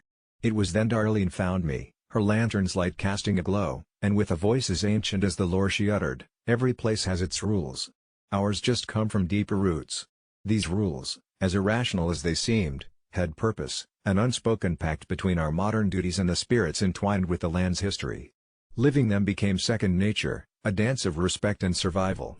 Over the years, I watched new recruits come and go, many dismissing the rules as mere tribal superstition until the land taught them otherwise. Some fled, others stayed but carried a haunted look, bearing witness to things beyond the sight of those untouched by these tales. Curiously, the rules that once felt like a binding contract became my tether, an understanding that some things are timeless and intangible. In those moments of quiet compliance, amidst tales of shadows and echoes, I found a strange solace within this circle of history and haunting, accepting the whispered legacy that flowed like a hidden stream beneath this place of stone and spirit. Everything seemed perfectly ordinary until the night a girl appeared on our front stoop, a quiet silhouette against the flimsy glow of the porch light. At first, I thought she was just a trick of the shifting shadows. I watched her through the peephole, hair cascading down her shoulders like a waterfall of midnight, eyes fixed and unblinking on the door. She looked as real as the chilled air biting at the windows, but when I called for my husband, Mike, and turned back to the peephole, she was gone. I dismissed it as a misremembered dream until she showed up the next night at precisely the same spot. This time, I swung the door open and felt my breath hitch. It was as if she dissolved into the night air, leaving only the soft rustle of leaves behind. Confused and a bit shaken, I told Mike, who laughed it off, suggesting I was working too many late nights. But this became a pattern. Every night, exactly at 2:04 a.m., she'd be there, sometimes wailing so quietly it was almost inaudible, like a lullaby weaved with despair. I became obsessed, watching the clock as the seconds ticked down to her appearance, insomniac anticipation forming knots in my stomach. One chilling night, curiosity eclipsed fear, and I stepped outside to confront her. As I walked forward, the cold leached through my robe, chilling my bones. She stood unmoving, and when I reached out, my fingers touched nothing but cold air. No prints on the dew-slicked steps, no sign that a living soul had been there. Frustrated, I retreated back inside, only to glimpse her face, pale and pleading, mouth moving soundlessly. I turned on every light in the house, praying for the sun to rise, and researched until dawn, spiraling down rabbit holes about spirits, poltergeists, and time slips that seemed to share echoes of her haunting presence. We spoke to neighbors, hoping for validation or explanation, but they responded with confused glances and dismissive chuckles. During the day, I tore through old photographs, local history books, anything that could reveal who she was or what she wanted, but hit nothing but dead ends. The next night, when she appeared, I tried talking to her, asking if she was lost or in need of help, but was met with silence. I shouted, pleaded, and threw every logical thought into an attack to provoke her into responding. My heart, a relentless drum in the silence, nearly stopped when I heard her faint whisper in the depths of my mind, "I'm sorry." The voice thrummed with sadness, a child's voice tangled in ages of sorrow. Sleep-deprived and fraught, I grew withdrawn, hardly speaking to Mike as he chattered away in oblivion about weekend plans and office banter. The apparition's presence began to affect my dreams, descending like a fog over my nights. In them, I was always searching, barefoot and alone through twilight woods. She was there, ahead of me, just beyond reach, whispering fragments of sentences that dissolved before I could grasp their meaning. Desperate, I sought the help of a local psychic who came highly recommended. Within moments of entering the house, she shivered, confirming some presence lingered with us. With caution, she performed rituals, burning sage and murmuring incantations. We watched, hope flickering in the acrid smoke, yearning for liberation, but the girl remained, untouched and unchanged by the psychic's ministrations. As nights bled into weeks, I stumbled upon an old newspaper article while cleaning the attic. Dated over 50 years ago, it told the story of a girl, a child who vanished without a trace from our very neighborhood, her final sighting painfully aligned with the end of our driveway. Goosebumps seared my skin as her fate unfolded, an unsolved mystery entombed in the passage of time. Her name was Lucy Carver. That night, knowing her name made the encounter even more poignant. Her eyes, wide and mournful, begged for something, understanding, maybe, or a release. I no longer displayed the bravado as in weeks past. "Lucy," I whispered, cradling the thought like a fragile secret, "how can I help you?" The reply softened through the rustling leaves, "Find me." Though the town had long forgotten her name, the search for her remains consumed me. Historical Society records suggested she might have been buried in the woods by a deranged neighbor, but no evidence had ever verified the claims. My determination to free her spirit saw me embarking on quests into those woods, the tranquil beauty masking an ominous undercurrent. Over time, I enlisted the help of a local historian and true crime enthusiast named Kevin who'd long harbored interest in Lucy's case. With his help, we conducted metal detection sweeps and cross-referenced every mustard-creased file we could access. One evening, just as exhaustion gnawed at my resolve, we stumbled upon something in a sun-dappled clearing. What we unearthed was heartbreakingly sparse: fragments of a small shoe, the buckle rust-encrusted, and bits of decayed fabric. As the realization sank in, a profound calm settled over the woods, the air lighter, as if the forest itself exhaled a breath held for far too long. That night, she didn't appear on the stoop. The minutes, then hours, passed, and the space remained undisturbed, a void where her presence once lingered. Finally, sleep fell into me like gentle rain, and for the first time in weeks, my dreams were my own. Lucy was free. There was, however, an unexpected aftermath. News of our discovery rekindled interest in unsolved mysteries throughout the town. While many hailed us as community heroes, the curiosity and whispers surrounding our involvement rarely diminished. The intense attention stirred fresh anxieties. Long after the story's spark dimmed for the townsfolk and Mike returned to his oblivious normalcy, I sensed an enduring vigilance within me. Even now, every so often as night deepens and silence claims the corridors of our home, I listen for the hint of footsteps, wondering if some secrets are ever truly buried, or merely waiting to surface from the shadows of the past. I've always been infatuated with stories, the kind that grip you by the throat and don't let go until you've turned the last page. But this time I find myself caught in a story of my own making that's turning into a tale of horror I never intended. 10 years ago, long before my world crumbled in this breakup, I created this account. Back then, I was just a college student procrastinating assignments and finding solace in the chatter of people who seemed just as lost as I felt. But somewhere along the way, amidst the shared memes and late-night discussions about everything from the paranormal to the mundane, this account became a diary, a personal vault for my thoughts and feelings. I'm ashamed to admit how often I've used it to vent about Lucy, my partner, ex-partner, and our crumbling relationship. Lately, I've felt a detached curiosity exploring the dark corners of this site, seeking distraction from the silence that has filled my apartment since she left. That's when I stumbled upon an old thread about digital spirits. Of course, the logical part of my brain knows it's all nonsense, but it's hard not to feel a chill when you're all alone, reading stories of people who claim their accounts have taken on a life of their own. Wanting to numb my heartache with something more tangible, I disregarded the warnings users shared about these spirits needing a purpose, something to hold on to, and what happens if their existence becomes too entwined with your own. It started 2 nights ago when I awoke to the sound of typing. It was faint at first, like the gentle patter of rain against a windowpane, but it grew louder, filling the void Lucy's absence had left behind. At first, I brushed it off as a residual hallucination from my restless sleep, but when I logged in the next morning, I was struck by the peculiar responses from users I barely recognized, asking about cryptic messages I'd supposedly sent them overnight. My inbox was flooded with odd snippets of conversations, void of context, echoing memories of the moments I'd shared with Lucy, as if the account had absorbed my pain and was projecting it back at me. One message stood out, sent from my account: "I'm lost without her." I didn't remember typing it, yet the words resonated with a haunting accuracy, like an echo from my subconscious. Driven by a growing unease, I deleted the messages, hoping that would be the end of it. But the phenomenon persisted, each night's disruption more sinister than the last. Fragments of conversations appeared online, arguments with Lucy, declarations of love that once sealed our bond, and private confessions I had never dared utter aloud. It felt like I was peeling back layers of my past, exposing the wounds I hadn't allowed myself to properly close. I tried everything, reaching out to moderators, changing passwords, even contemplating deleting the account that had stood with me for a decade. Yet, I hesitated.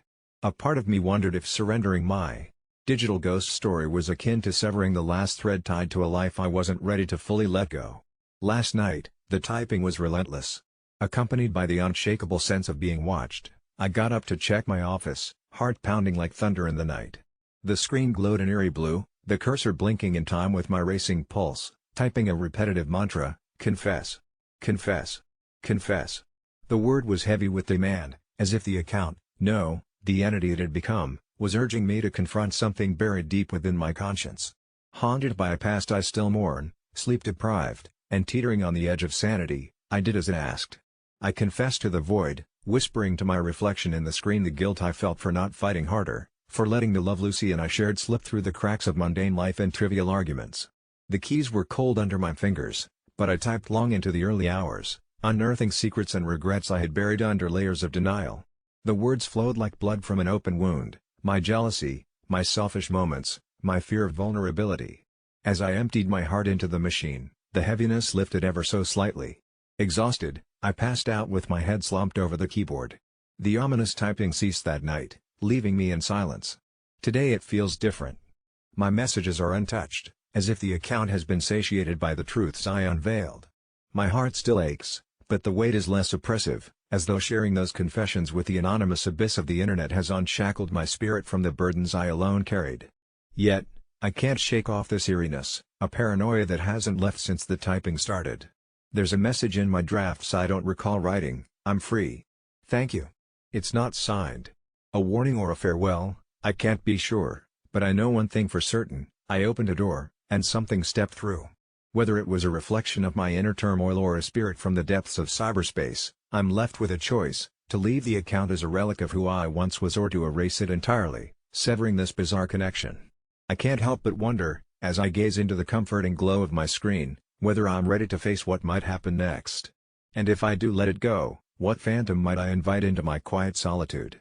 It all started on a day like any other, under the lusterless glow of the morning sky, as I trudged to my job at the nondescript office building that resembled a massive concrete slab more than an architectural achievement. My routine was numbing, a ritual of tedium that ate away at my soul like acid, but that day would be unforgettable. I had decided to try out a device my cousin had mailed me, an inconspicuous little vape pen that came with a note, for stress relief, seriously, you need it.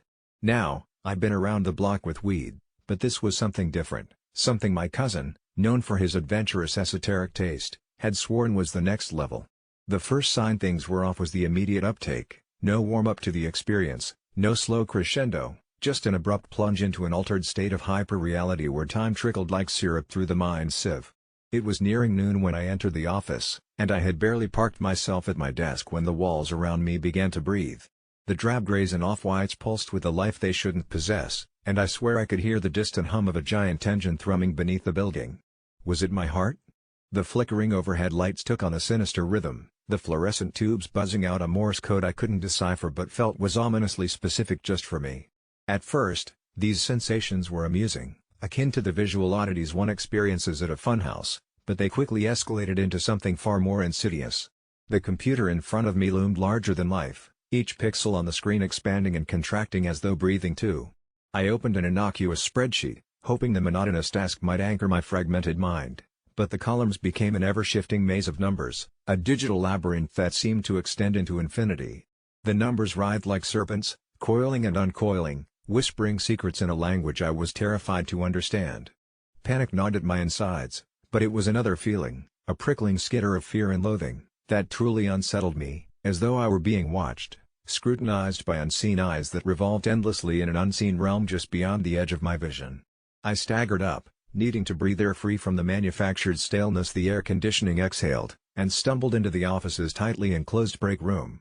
It was there that I met James, my kind but perpetually aloof colleague, who seemed suddenly transformed into a caricature of all things horrific. His eyes bulged, mirroring the desk lamp's harsh glow, like a figure from some twisted noir comic, and his grin sliced across his face wider than ever before, a Cheshire's nightmare.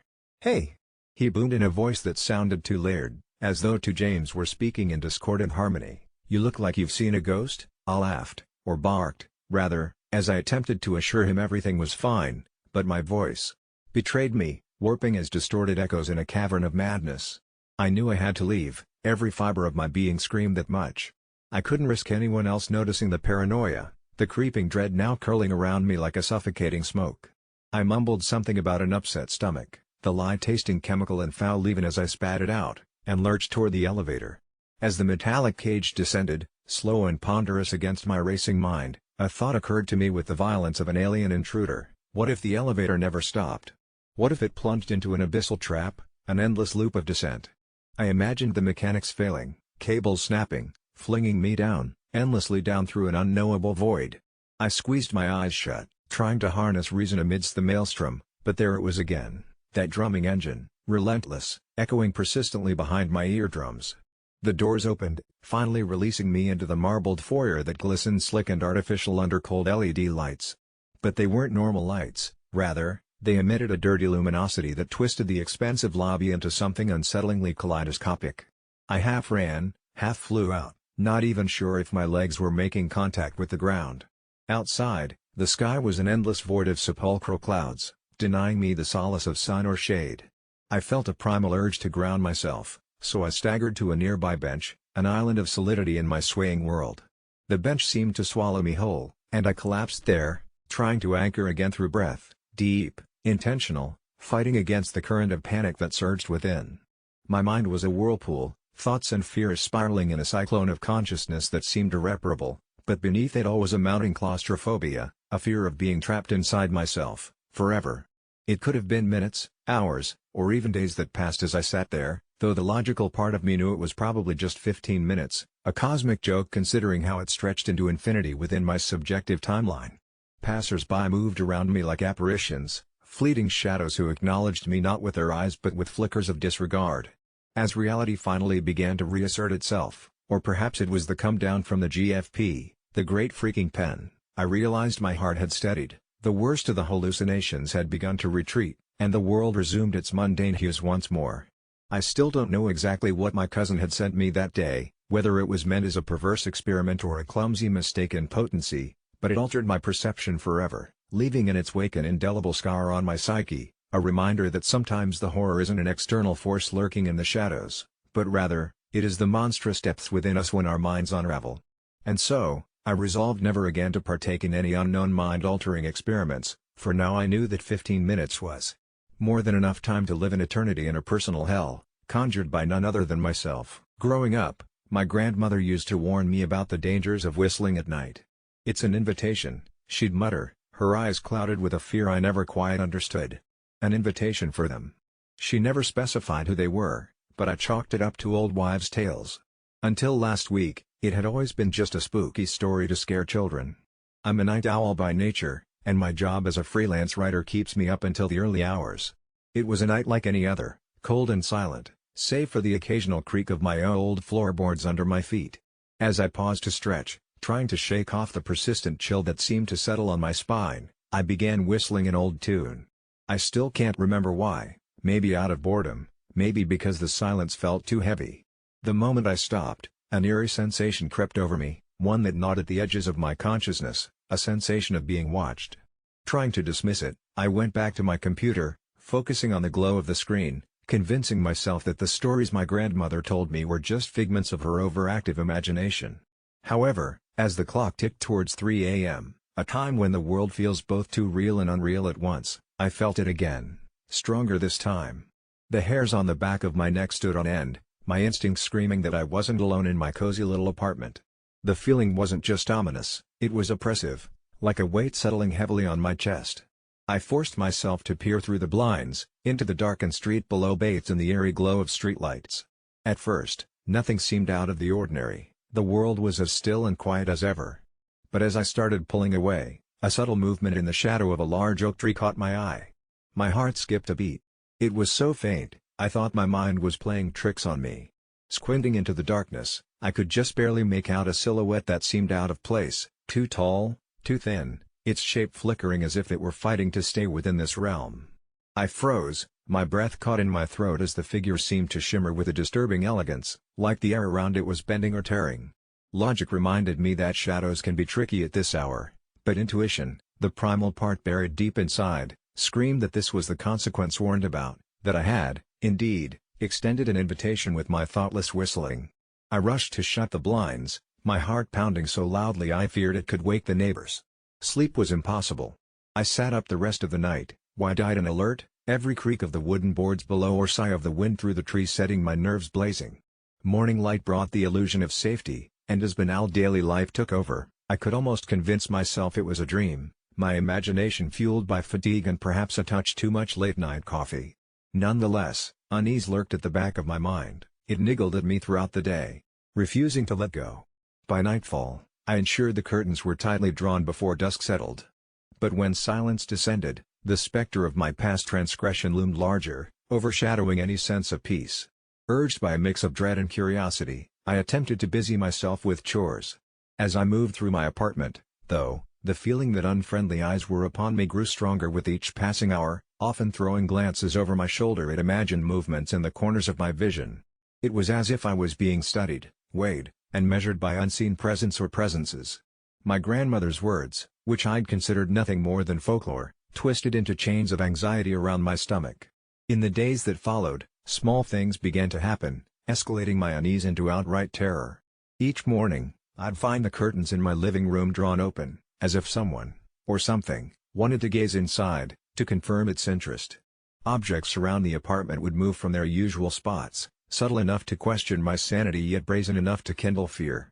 I started hearing low whistling outside my windows at odd hours, a lilting melody that was both beautiful and menacing in its simplicity, echoing just faintly yet clearly enough to cut through the night's silence. The last straw came on a night when I decided to ignore the sound, lying in bed with a pillow over my head, when my phone buzzed fiercely on my bedside table. It was an unknown number, and though every rational part of my mind urged me not to pick up, the trembling part of me needed to know. Hesitantly, I answered, and the low whistle spilled into my ear like poison, the exact tune I had whistled days ago, perfected and chilling. I disconnected the call with shaky hands, only for it to ring again. Moments later, I threw the phone into the bottom drawer of my closet, muffling the sound, but the tune still echoed in my mind. That night, I barely slept, fear too palpable to allow me even a moment's respite. I knew I was past the point of no return. Somewhere out there, I had beckoned a watcher, and it had accepted my summons. In desperation, I visited my grandmother, seeking the wisdom I had so easily dismissed. Her eyes tightened when I told her what happened, and her lips pressed into a grim line. She reached for an old leather-bound book, one that felt heavy with an age-old knowledge even before she cracked it open. Inside, written in faded ink, were symbols and tales far too ancient and daunting for a casual reader.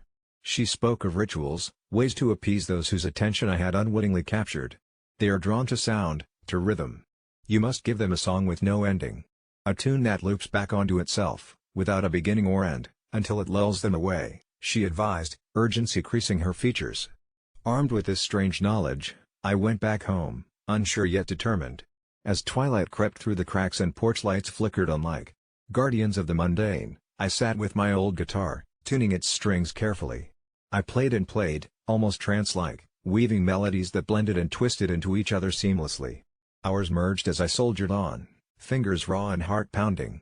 At times, I felt eyes on me, soft, almost gentle in comparison to the earlier oppressive scrutiny. I didn't stop, not until the sky began bruising with dawn and the melody finally sunk into a rhythmic murmur forgotten by the night. Exhaustion claimed me, yet, for the first time in days, I managed sleep. When I awoke, clarity and a sense of calm descended upon the apartment, as if whatever was watching me had let go. The shadows no longer seemed to bear weight. The objects remained in place, the curtains stayed drawn. It was over, or so I hoped. I never whistled at night again, and neither should you, for there are watchers in the midnight shadows, and sometimes an invitation doesn't take words at all. Having grown up reading the myth-asshole threads religiously, I never thought I'd have a personal story that would fit the bizarre mix of family drama and ghostly horror they often entailed. Yet here I am, feeling the very texture of Reddit threads scrolling beneath my fingertips as I recount the unsettling week I had with my sister-in-law, Jenna, who seemed oblivious to the spectral nature of her claims on a house that was never truly hers in the eyes of the living or the dead. For context, our father-in-law, Gary, was an eccentric man known for his peculiar lifestyle choices, but if there was one thing he was clear about, it was that his small, cobblestone-laden property situated on the edge of a forgotten forest was to remain unclaimed until his departure being the word he specifically used instead of death. Gary's will explicitly stated that his house would be sold, and the proceeds donated to his favorite cryptozoology society, much to the chagrin of Jenna, who somehow convinced herself that she was entitled to the property as some form of inheritance, based on what she described as silent promises whispered to her by the house itself. I didn't think much of it at first, Jenna always had a flair for the dramatic, claiming to have spiritually connected with the souls of our ancestors each Halloween, complete with sage burning and interpretative dances in the family living room. However, it was the day after Gary's passing that things spiraled from inconvenient entitlement to supernatural dread. Jenna insisted on staying the night in the old house, determined to confront Gary's spirit and coax him into granting her claims, while we all thought she was simply grief-stricken and beyond rationality.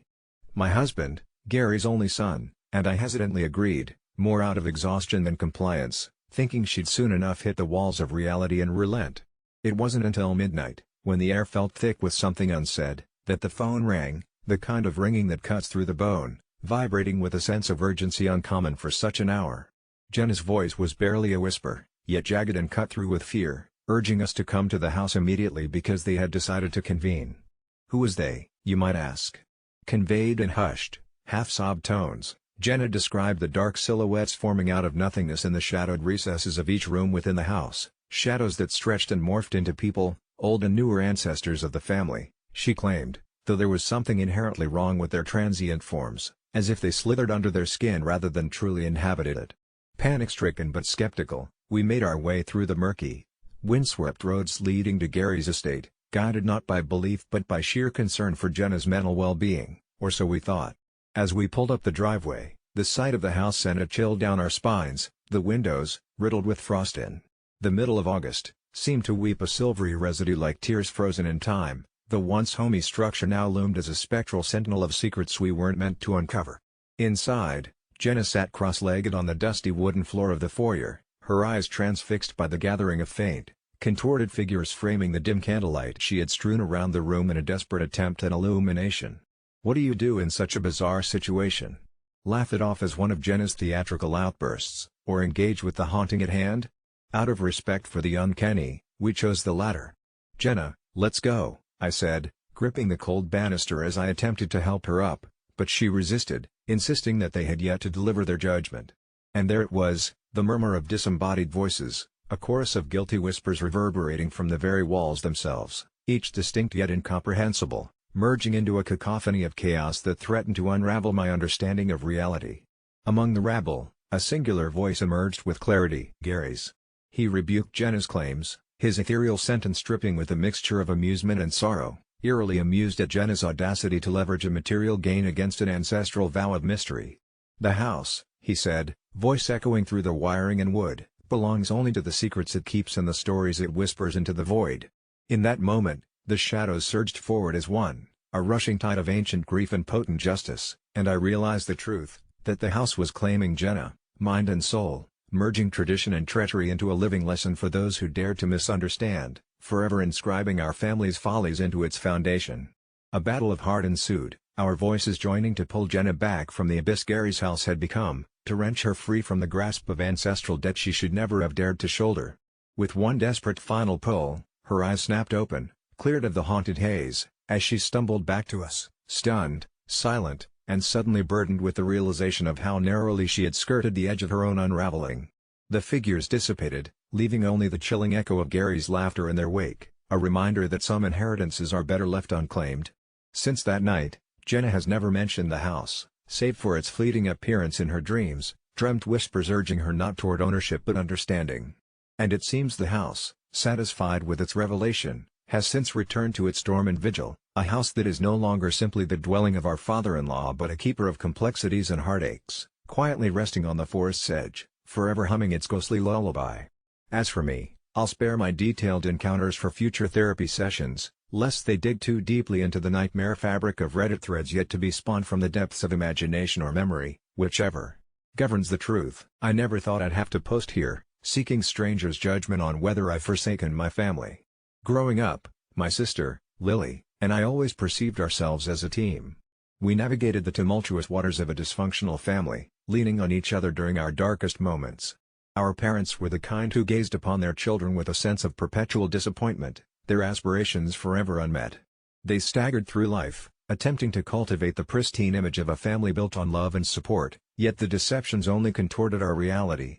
After years of feeling like an unwanted shadow under Lily's brighter light, I was finally able to escape the oppressive gloom after I landed a job across the country. I discovered my niche in the tech industry, My isolated brilliance finally recognized, leading to a salary that even surprised me. Life was good, or so it seemed. Meanwhile, Lily played the role of the prodigal daughter. Artistic and charismatic, but financially adrift, her constant quest for self-discovery unfolded in a series of failures that punctuated her 20s. Eventually, she returned, calling our family home her sanctuary after a big breakup. Her dreams once again evaporated into thin air. While I was building a life miles away, I stayed in touch as much as I could, weekly calls with Mom, Christmas visits, obligatory birthday texts to Lily. But one day, everything changed with a phone call thicker with desperation than the usual familial chat. It was Mom, insisting I was financially obligated to step up and assist them. They didn't sugarcoat at this time, they needed help paying their mortgage. The walls of our family dynamics crumbled further when they declared they had decided Lily would be moving back home to help manage finances and care for them in their old age.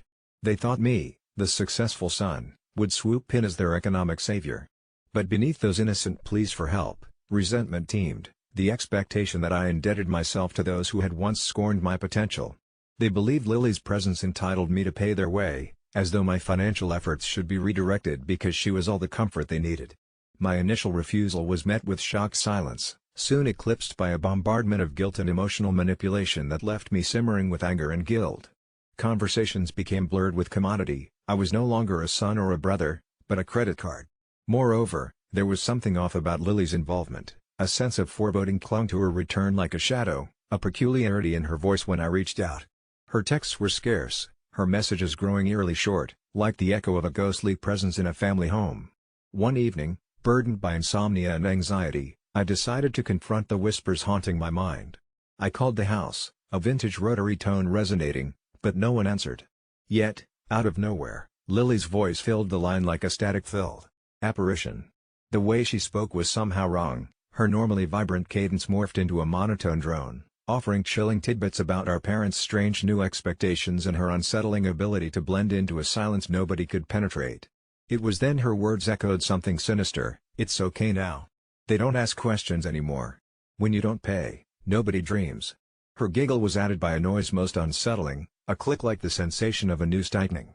Alarmed and driven by an ominous urgency, I hopped on the next flight home determined to discern the truth behind the unsettling illusion of normalcy they wanted to project.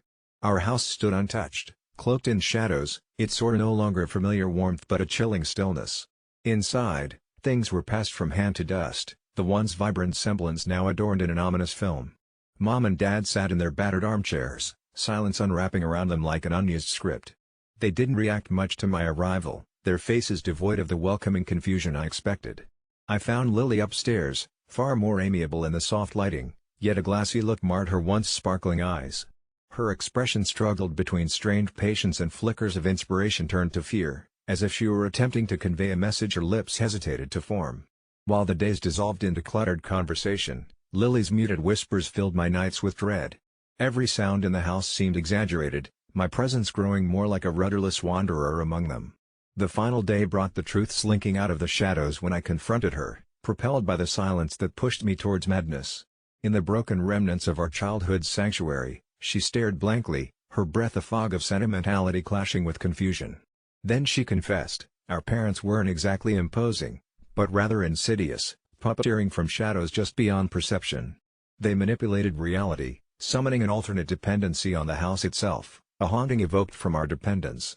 The house fed on our guilt and our fear, an entity bound to our familial ties, stealing dreams if unfed with disturbing silence. It demanded constant attention, some form of sacrifice, their mortal offerings paid through harrowing expectation.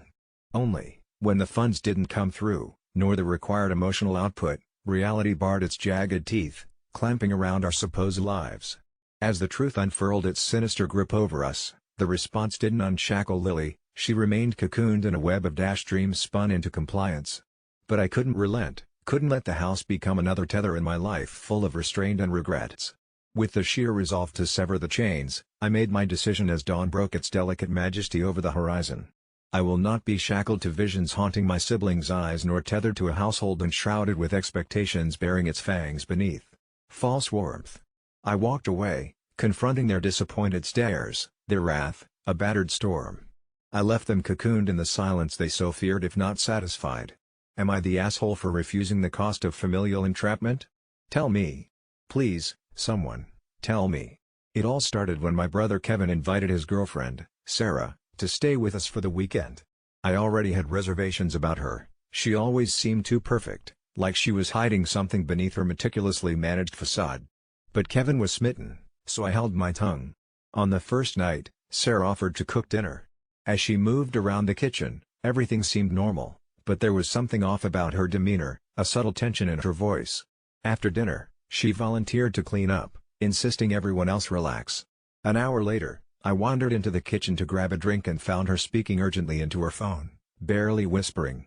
She stopped abruptly when she noticed me, flushing visibly before shifting into a clumsy small talk about dessert options. Nothing major, but my instincts were tingling. The following day, Kevin suggested a hike up the nearby trail. Sarah declined, citing a sudden headache, encouraging us to go ahead without her. Reluctant to leave a guest home alone, I decided to stay behind, claiming I needed to catch up on some work. I confess it was partly an excuse to observe her more closely, without intruding, just to satisfy my own cautious nature. An hour after the others left, I heard movement from the bathroom, then the distinct sound of the front door opening and closing quietly a few minutes later.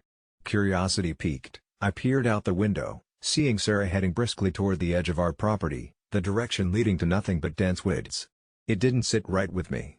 I slipped on my shoes and grabbed my jacket, determined to find out what she was up to. Keeping a safe distance, I watched her disappear into the trees, my interest now morphed into concern. Was she meeting someone else? I trailed her cautiously, the crunch of leaves underfoot echoing ominously in the brisk air. In the depths of the woods, she finally stopped in a clearing where a small cabin stood isolated and worn down, something out of a horror movie set. She approached the cabin, knocked hesitantly on its weather-beaten door, and stepped inside without waiting for a response. I crept closer, heart pounding in my chest like a tribal drum as curiosity fought with a rising dread. Pressing my ear against the wooden wall, I could barely make out Sarah's voice through the dilapidated structure. It carried a kind of fervency I hadn't heard from her before. There was another voice too, deeper and definitely male, though I couldn't catch much of what was being said. Snippets of a heated conversation floated to me, words tinged with urgency and fear, phrases like "they can't find out," and "not stable" sent my imagination spiraling into dark possibilities. Who was she talking to? My mind raced over potential scenarios, each more twisted than the last. The dialogue suddenly became louder, crescendoing to a point where I picked up enough to understand that Sarah was involved in something dangerous. Something about a job gone wrong, someone being hidden. As she vehemently argued, I realized they were discussing Kevin. She was using him, deceiving him. My stomach turned with anger and disbelief. But before I could puzzle further, the conversation stopped abruptly. The cabin door swung open, and Sarah stormed out, her expression a volatile mix of fury and fear.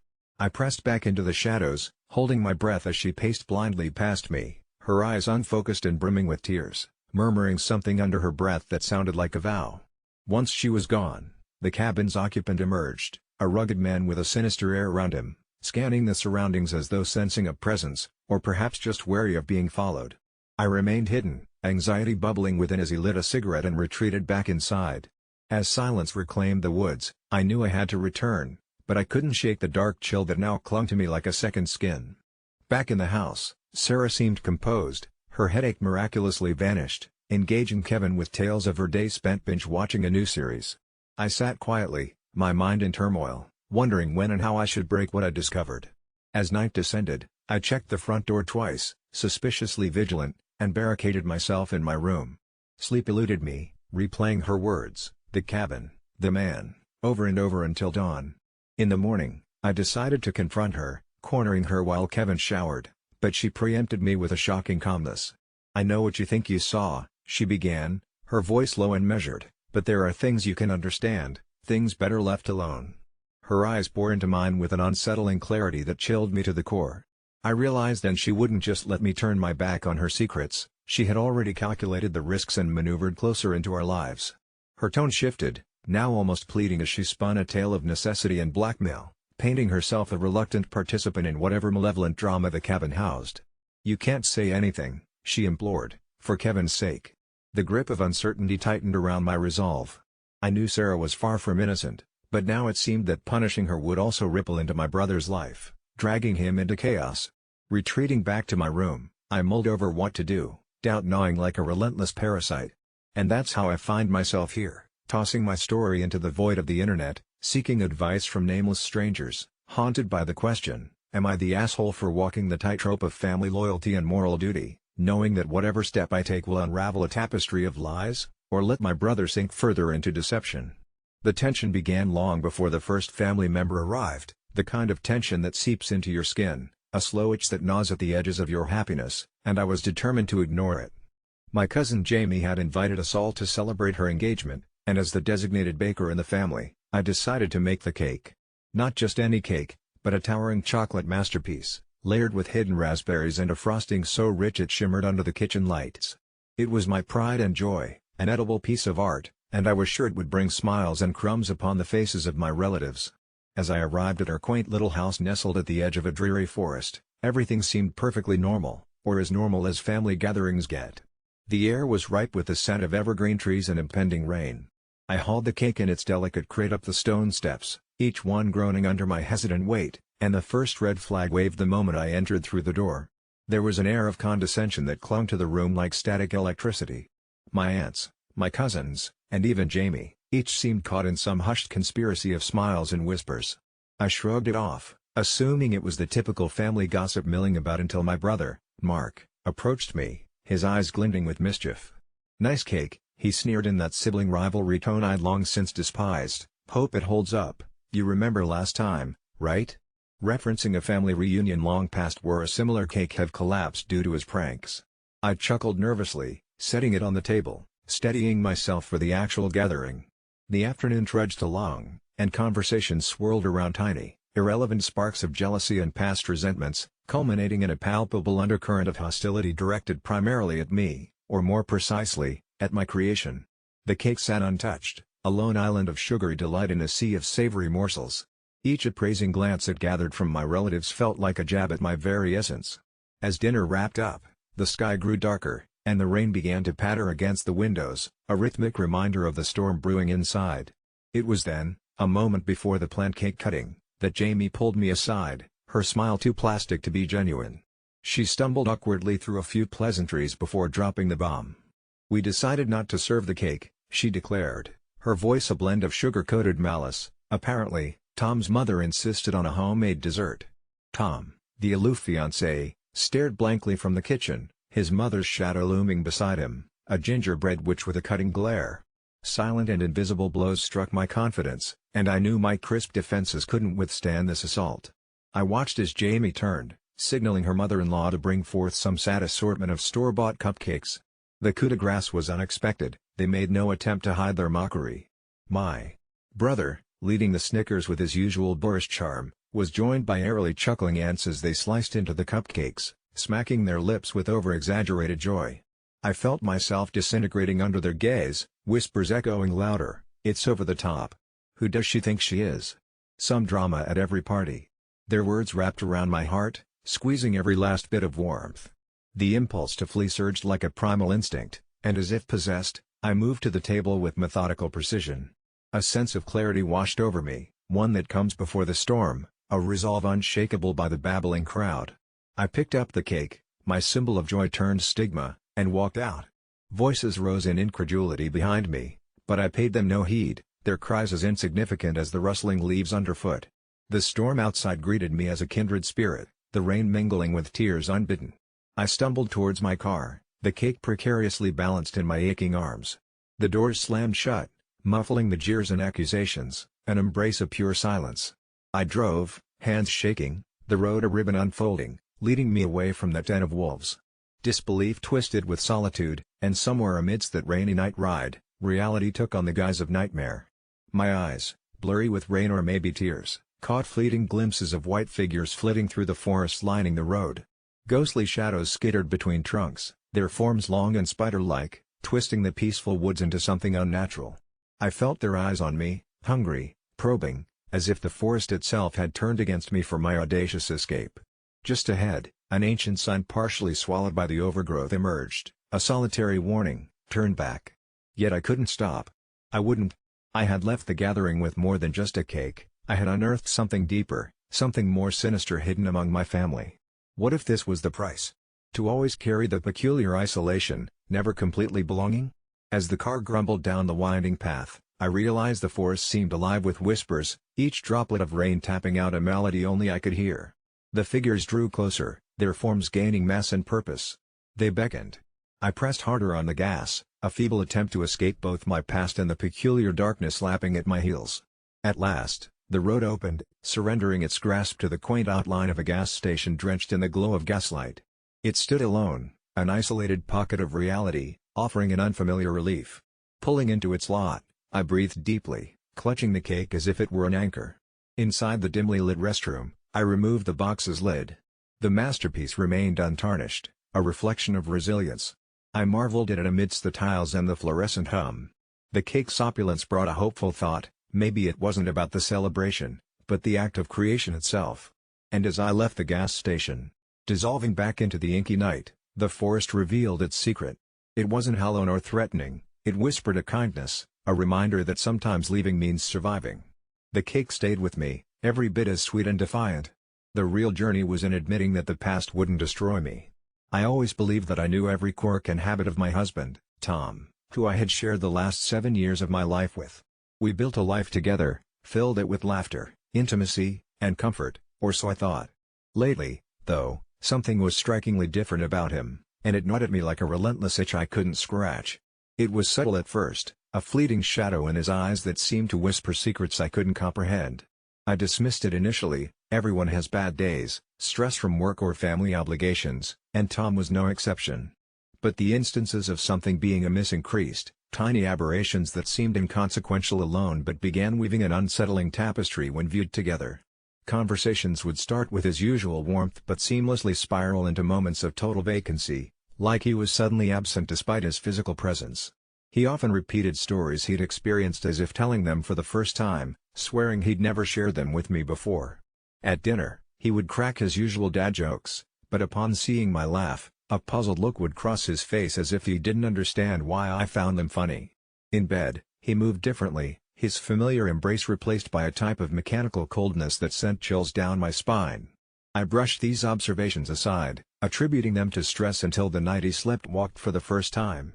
It was around 3 a.m. when I shot up in bed, my adrenaline spiking, to see Tom standing eerily still in the corner of our bedroom, facing the wall. My heart hammered as I called out to him, softly at first, then louder. No response. He just stood there, breathing shallowly, whispering something I couldn't quite catch. I got up and gently guided him back to bed, figuring it must be some strange, isolated incident. Except it wasn't. The following nights, it happened again and again, his nocturnal mutterings growing in clarity yet still evading full comprehension. Words like remember, she, and the doorway would slip through his lips, but the threads wove no coherent meaning. He seemed to be existing in some alternate reality during his sleep, one I was desperately intrigued and terrified to understand. I awoke one morning to find him awake already, which was unusual. He was staring out the window, a deep furrow set between his brows, and I caught a glimpse of immense sadness in his eyes, the kind of sadness one sees in someone who's lost everything. When I touched his shoulder, he jolted as if unused to my touch, and responded with a feeble attempt at a smile. Just tired, I guess, he brushed off, placid and unconvincing. Each day felt like the prelude to an impending storm, and I felt helpless as though bracing for a destruction I couldn't see. The climax came one rainy night when I awoke again to his absence in bed. The house was deathly silent, all but for the murmuring that hummed from somewhere. Carpeted feet led me cautiously down our creaking hallway to the basement door that stood slightly ajar, a faint glow spilling out from beneath it. I swallowed the growing lump in my throat and called out to him, voice breaking against the stillness. "Tom?" No reply followed but the continuing, now recognizable, but still cryptic voice, echoing up the stairs. My curiosity pushed back the fear as I descended. The basement was shrouded in shadows, save for the illumination of an old lamp casting a circle of light on the concrete floor where Tom sat hunched over. With papers strewn around him covered in frantic scribbles that meant nothing to me, he looked foreign in my eyes. He flipped through them, muttering with increasing urgency. When he finally glanced up at me, what struck through my heart was not his evident distress, but the unyielding glaze of recognition, or lack thereof, staring back. It was as if he didn't truly see me, or worse, didn't know me. "I'm remembering," he finally uttered, the refrain hauntingly secured in his tone, Something both he and I couldn't quite comprehend. Remembering what, Tom? I quivered, the dread was poisoning my every word. Everything, he replied, this single word draped in a gravity that punctured the air, but still leaving me in darkness. Before I could ask more, he started reciting a date that was in the near future, and my own name punctuating it like a beacon. Tom, please, I shouted, desperate to rouse him from wherever his mind was trapped. Abruptly, he stopped, his face softening into a mask of confusion as if waking from a deep trance.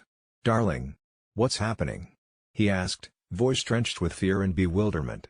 I managed to pull him up the stairs, back into the light, both of us trembling as the fear danced vigorously between us.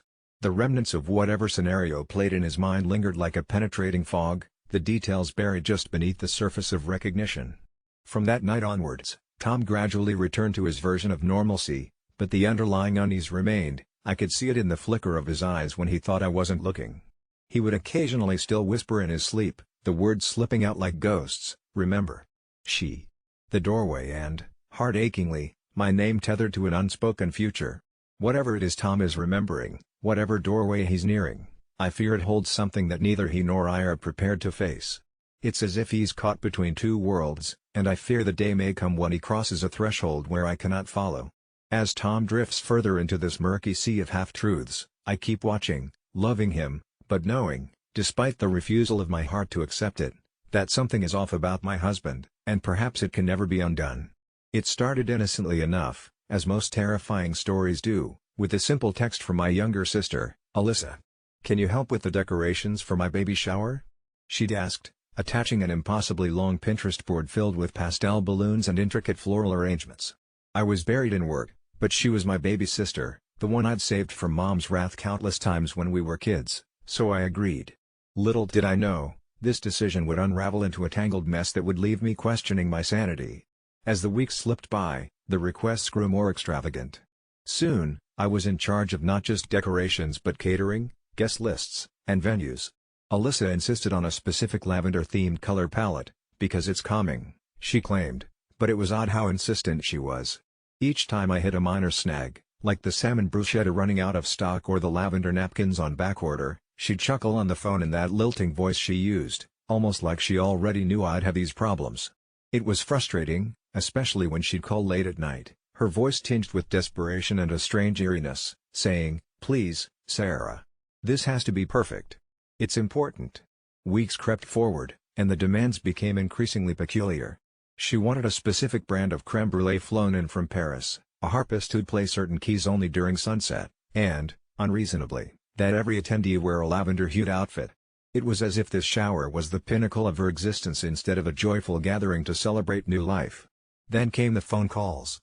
They'd start with Alyssa's tremulous voice, but slowly diminished into jumbled whispers, almost like multiple voices talking over each other, all insisting on how the event had to meet a specific, almost ceremonial standard.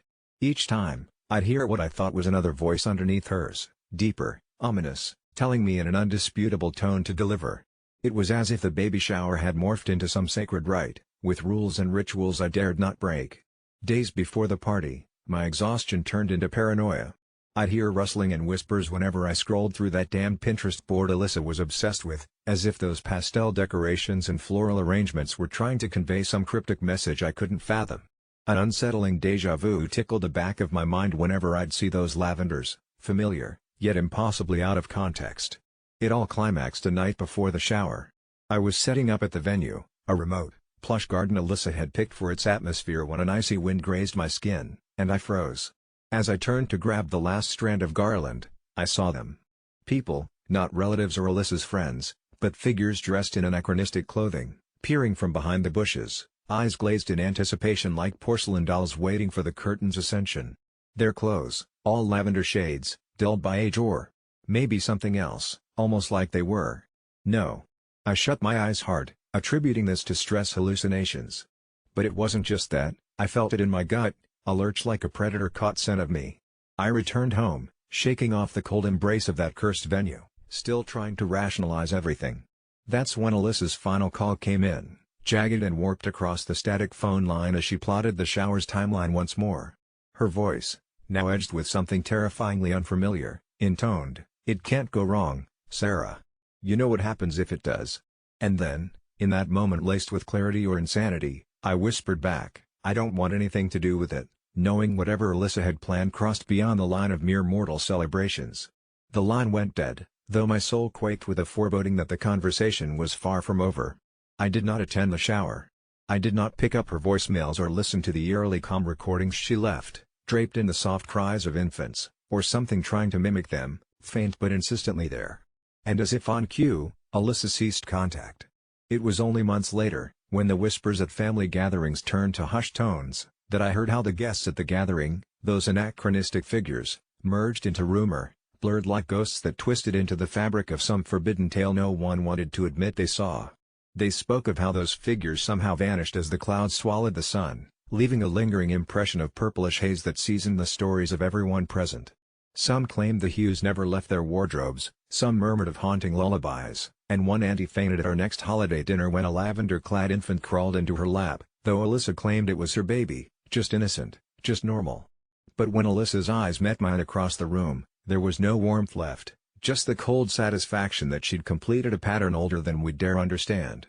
I kept my mouth shut, more out of survival than cowardice, because when I hear the wind rustling through the leaves, I swear sometimes it carries an echo of her laugh, slow and triumphant, a dark melody trapped in the chilling lavender lull of a nightmare forgotten deliberately. For over 2 decades now, I've carried pumpkin seeds in my pocket, scattering them across every place I've visited. It became a ritual, beginning from a whimsical thought and spiraling into something far more sinister than I could have ever anticipated. It started innocently enough. I remember my grandmother's garden filled with the vibrant, sprawling vines of pumpkins that transformed her backyard into a living fairy tale. The simple act of sowing life from such an unassuming seed entranced me as a child.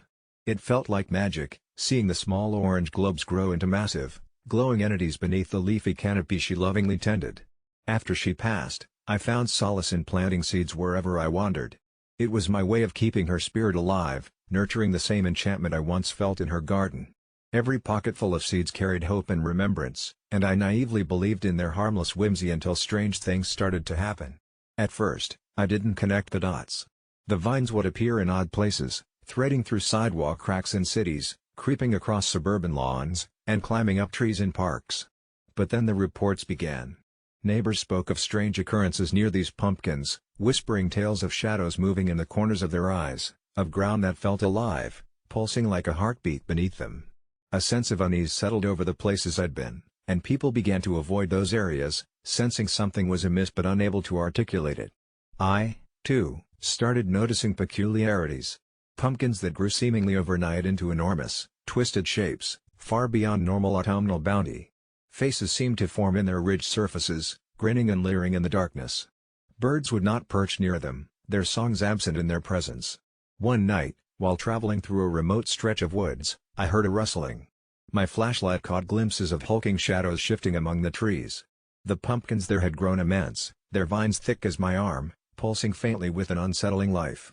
Hidden within the shadows were forms that seemed to torn from nightmares, distorted figures that never fully emerged from the shade, watching me with an intelligence that was deeply, instinctively wrong. I fled, seeds spilling from my pockets as I ran, trying desperately to escape a horror I had unwittingly propagated. Over time, the connection became undeniable. The more seeds I planted, the stranger the manifestations grew. The vines almost seemed conscious, stretching towards people, their tendrils curling like fingers.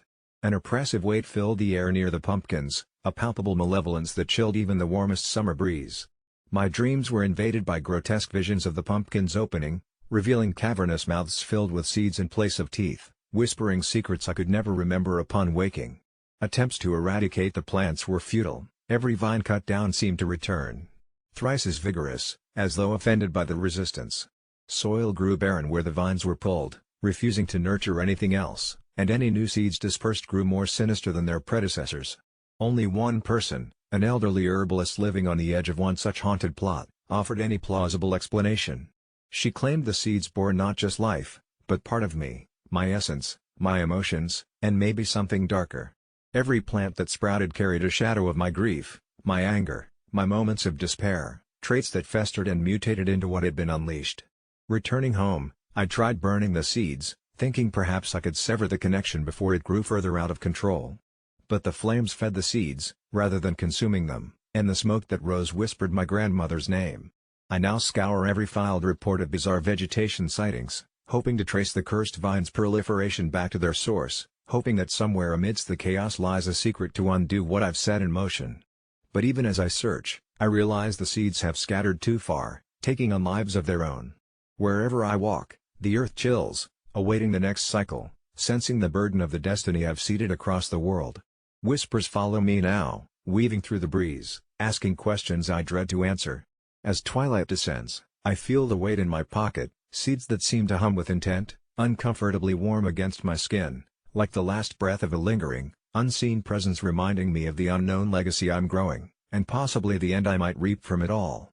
It started like any other bitterly cold January morning in North Dakota, the kind where the air feels like knives on your skin and the world is blanketed in a heavy, eerie silence. I awoke to the familiar realization that the overnight snow had only thickened, obscuring my driveway under a fresh, fluffy layer. Still half-dazed from the remnants of a sleep that had been mostly fleeing nightmares, I stumbled out of bed, tugging on a sweater over my pajamas and slipping my feet into boots that sat lazily by the door. Our secluded cabin was far enough from the main road that if we didn't clear our path by sunrise, we risked being snowed in completely. My wife, Sarah, had been insisting we get a snowblower, like normal people, but I had always dismissed it. After all, in the quiet and chill of morning, the shoveling felt almost meditative, even cathartic. I grabbed the shovel from the precariously leaning stack of firewood outside, the only sounds in the crisp air the crunch of my boots and the occasional yawn of the wind through the trees. To be fair, I hadn't thought twice about the fact that I was out there in my pajamas, it's not like there was anyone around to see me anyway. As I started clearing the driveway, I couldn't shake the feeling of eyes on me, as if from the surrounding forest depths lay a presence both ancient and unsettling. I brushed it off as paranoia, a side effect of those dreadful recurring dreams, but the sense of being watched grew stronger by the second. I doubled my pace, shoveling with new urgency as tendrils of unease slithered down my spine. And that's when I saw it. Dark, humanoid shapes flickering in the periphery where the morning shadows stretched long and thin, their outlines shimmering as if on the edge of my comprehension. I froze, my breath catching in a plume of frost. They lingered at the edge of the tree line, just far enough to avoid distinguishing them as either human or something distinctly other. My heart pounded in my chest like a tribal drum summoning some primordial deity. I spun around wildly, searching for signs that my mind was merely playing tricks. "Get a grip," I muttered to myself, though the crude words faltered as I noticed the dents in the fresh snow, perfect, circular indentations that formed a path from the forest towards the cabin's back door.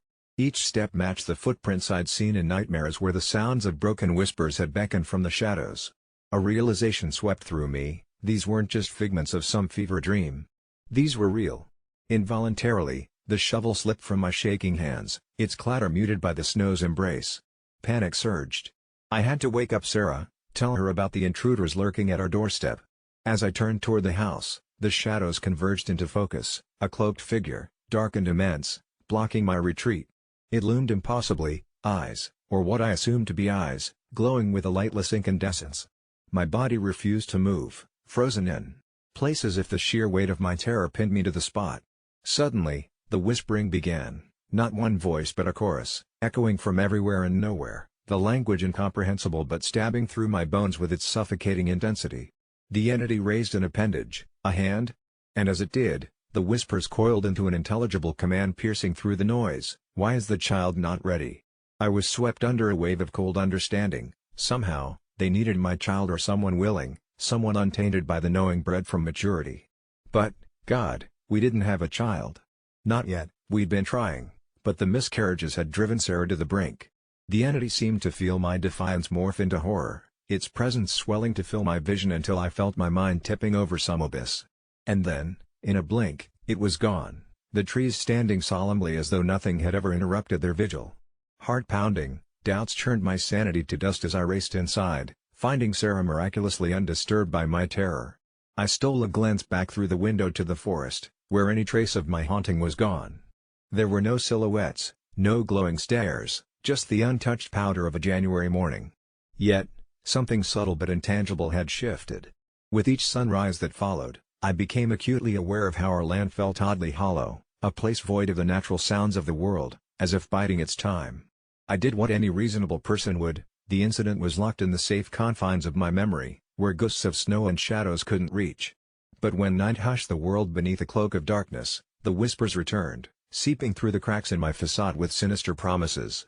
A willing vessel, they prodded, until sleep became elusive, an enemy affording me no reprieve. Sarah began to notice my habits change, my frantic nature sharp in the clueless kind of way that picks at one's patience. I confessed about that day only partially, dismissing my paranoia with the weather and isolation. Nonetheless, anxiety pried at me, festering into an obsession each time fresh snow hinted at idle footprints. I hoped our home wasn't the anchor for whatever followed us, that if we left, we could escape. Yet, deep down, I feared it was within us, within me. The essence of what fogged my dreams seemed woven into the same veil separating sanity and consciousness. With every whispered reminder, I questioned if it was truly my choice to resist or succumb and bring forth the nameless threat into waking life, donning a mundane coat under daylight's scrutiny. The strange shapes were part of life now, familiar guests in an unwelcome abode. And the terrifying truth was gradually sinking in, the darkness didn't care if I thought myself an asshole for what I'd done, for we'd never again stand unobserved. But would anyone believe me if I said that it all arose from a morning where all I wanted was to clear some snow? When I first insisted my mom stay with me postpartum instead of rushing off to see my sister-in-law who was also due soon, it seemed like a logical request. My mother, known for her doting nature, was torn between her duties. At the time, I didn't think much of it. Our family was close, and the idea of hosting 2 newborns and 2 recovering mothers simultaneously was already a challenge. My husband, Ryan, supported the idea. After all, after years of barely seeing mom due to her devotion to my brother, it was about time I had a chance to bond with her, especially at such a crucial moment in my life. But I had no idea how twisted things would become. Mom reluctantly agreed, and when my due date came, she was there, clutching her overnight bag and a sense of unease that only I seemed to notice. My sister-in-law, Jenna, was due a week after me, but my brother lived several states away, making simultaneous support impossible. I selfishly thought, just this once, let me have mom to myself. The birth was a blur of beeping monitors and sterile smells at the hospital. Once I was finally holding my daughter, Aurora, in my arms, there was a peace that settled over me. Little did I know it was the last peace I'd feel for some time. Mom was a comforting presence at first, organizing meals, holding Aurora while I stumbled through the exhausting cycle of sleep and feeding. But at night, strange things began to happen. The first incident occurred 3 days after we brought Aurora home. I awoke to the feeling of someone watching me. In the dim light, I could see a figure standing in the corner of our bedroom. My heart pounded until I realized it was just Mom, staring at us from the shadows. "Mom?" I whispered, groggy and confused. She didn't respond immediately, but eventually, she turned and walked away without another word. The next morning, I questioned her about it over breakfast. I must have been sleepwalking. She laughed it off, yet a strand of unease lingered. That day, I caught her humming a lullaby I didn't recognize. It wasn't strange for her to hum, but something about the tune chilled me to the bone. Aurora, usually an angel, began crying in fits unlike her usual hunger cries. They were sharp, almost as if she was in pain. I attributed it to colic until Ryan came home early one evening and stopped dead in his tracks, listening. "What's that song?" he asked warily. Mom froze, her smile abruptly vanishing. "Just a nursery rhyme from my childhood," she answered, but Ryan, unnerved like I was, insisted he'd never heard any song like that before. The nights continued to darken. I found myself staying up longer, despite my exhaustion, just to watch over Aurora. One night, footsteps echoed down the hall, and I was drawn to the sound like a moth to a flame. I peeked out and saw Mom at Aurora's door, whispering something softly as her fingers traced the air above my daughter's crib. When she turned and saw me, her hand jerked back. "She's just so beautiful," Mom whispered breathlessly, her eyes wide and unblinking in the dim light. Something was off, and Ryan felt it too. We agreed to install a baby monitor with a camera, just to see if we could catch what was going on. What we saw the following night, though, made my blood run cold. Around 3 a.m., the feed showed Mom entering Aurora's room. She leaned over the crib, humming that creepy lullaby again, but this time, the air seemed to shimmer. As she hummed, Aurora seemed to settle, her cries abruptly cutting off, replaced by an eerie silence. But then, something unexplainable happened. Aurora began levitating a few inches above her mattress, her tiny body floating as Mom continued her song. I showed Ryan the footage immediately, and we both confronted Mom the next morning. Her reaction was unlike anything I expected. She burst into tears, pleading with us to let her continue. It's for Aurora's own good, she claimed, but her explanations were jumbled, hysterical. To protect her from Jenna's baby, she finally confessed in a whisper. My heart dropped, the room seeming to spin. Jenna? I echoed, not understanding. Mom revealed that in our family, there had always been a second purpose to the lullaby, an ancient rite passed down to safeguard one child above another, but only one. I was incredulous. How could she choose one grandchild's well-being over the other? Realizing Ryan and I were resolute in stopping her rituals, Mom became frantic. You don't understand what you're dealing with, she shouted, her voice filled with a terror that made my skin crawl. It was as if she truly believed Jenna's unborn child posed an unimaginable threat. We sent Mom away, feeling haunted by her warnings, hoping things would revert to normal. But they didn't. Aurora's cries intensified, often hallucinating bursts of the lullaby floating through the air. We began hearing things, seeing flickers of movement in the corners of our eyes. I swear there were whispers in that strange language woven into the lullaby, words I didn't know yet had terrible weight. Ryan stayed up late with me, clutching Aurora, who began sprouting ominous bruises and scratches that no pediatrician could explain. One afternoon, my brother called, his voice tinged with despair. Jenna had gone into labor but something was wrong, it was too early, the baby was breech, and doctors were racing against time to keep them both safe. The line was filled with screams, my brother's, Jenna's, even the garbled cries of his newborn, ear-piercing, inhuman. Time seemed to stretch as I sat there frozen, unable to help, unable to block the sound even when I pressed the phone to my chest. Suddenly, the wailing quieted, leaving a chilling silence that vibrated between us. Then Jenna's voice, calm and distant, drifted through the receiver, like she was whispering directly into my ear. It had to be this way, she murmured, and I hung up in horror. Before I could process what was happening, the nursery filled with a cacophony of sound, an ethereal cacophony of that lullaby woven with a chorus of voices. Something changed then, dark and unnatural. Aurora's bassinet moved of its own accord, and a figure materialized, formless but possessing an aura that made me retch. I grabbed Aurora before the bassinet crushed against the crib, splintering. Ryan shouted, grabbing my arm, pulling me backward just as shadows surged towards us, growling menacingly. With Aurora in my grip, we fled the house, the chorus of the forgotten lullaby chasing us into the night. We haven't returned since. The footage we showed to whoever would listen was called a trick of the light, a corrupted file. But Ryan and I know the truth. I may have acted selfishly, demanding my mom's presence.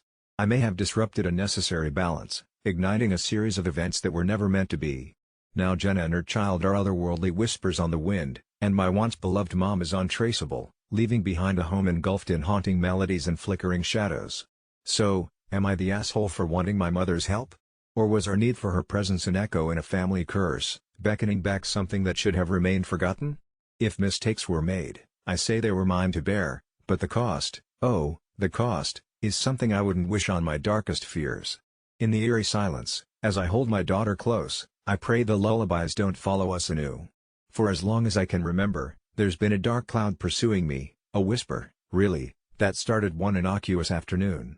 The day was uneventful, my feet trudging through the autumn leaves that crunched beneath my soles while my mind wandered aimlessly, when suddenly, amidst the rustling of trees, I heard it, a disembodied voice softly calling my name, Eli. I stopped dead in my tracks, the world around me pausing like a film reel torn at its seams. I spun around, expecting to find some prankster or friend sneaking up with mischievous intentions. The park was empty, save for the silent sentinel of bare oaks and branches swaying lazily in the fickle wind. Dismissing the voice as an anomaly, possibly the echo of a memory or imagination's folly, I continued my journey home. It was only later, under the harsh glare of my ceiling light, did the voice return, threading through the silence of my small apartment, unraveling my sanity inch by painful inch. It wasn't always there, no. Rather, it came with moods, carried by night shadows, luring me to the windowsill where I would stare into the dark abyss, wondering if madness glanced back.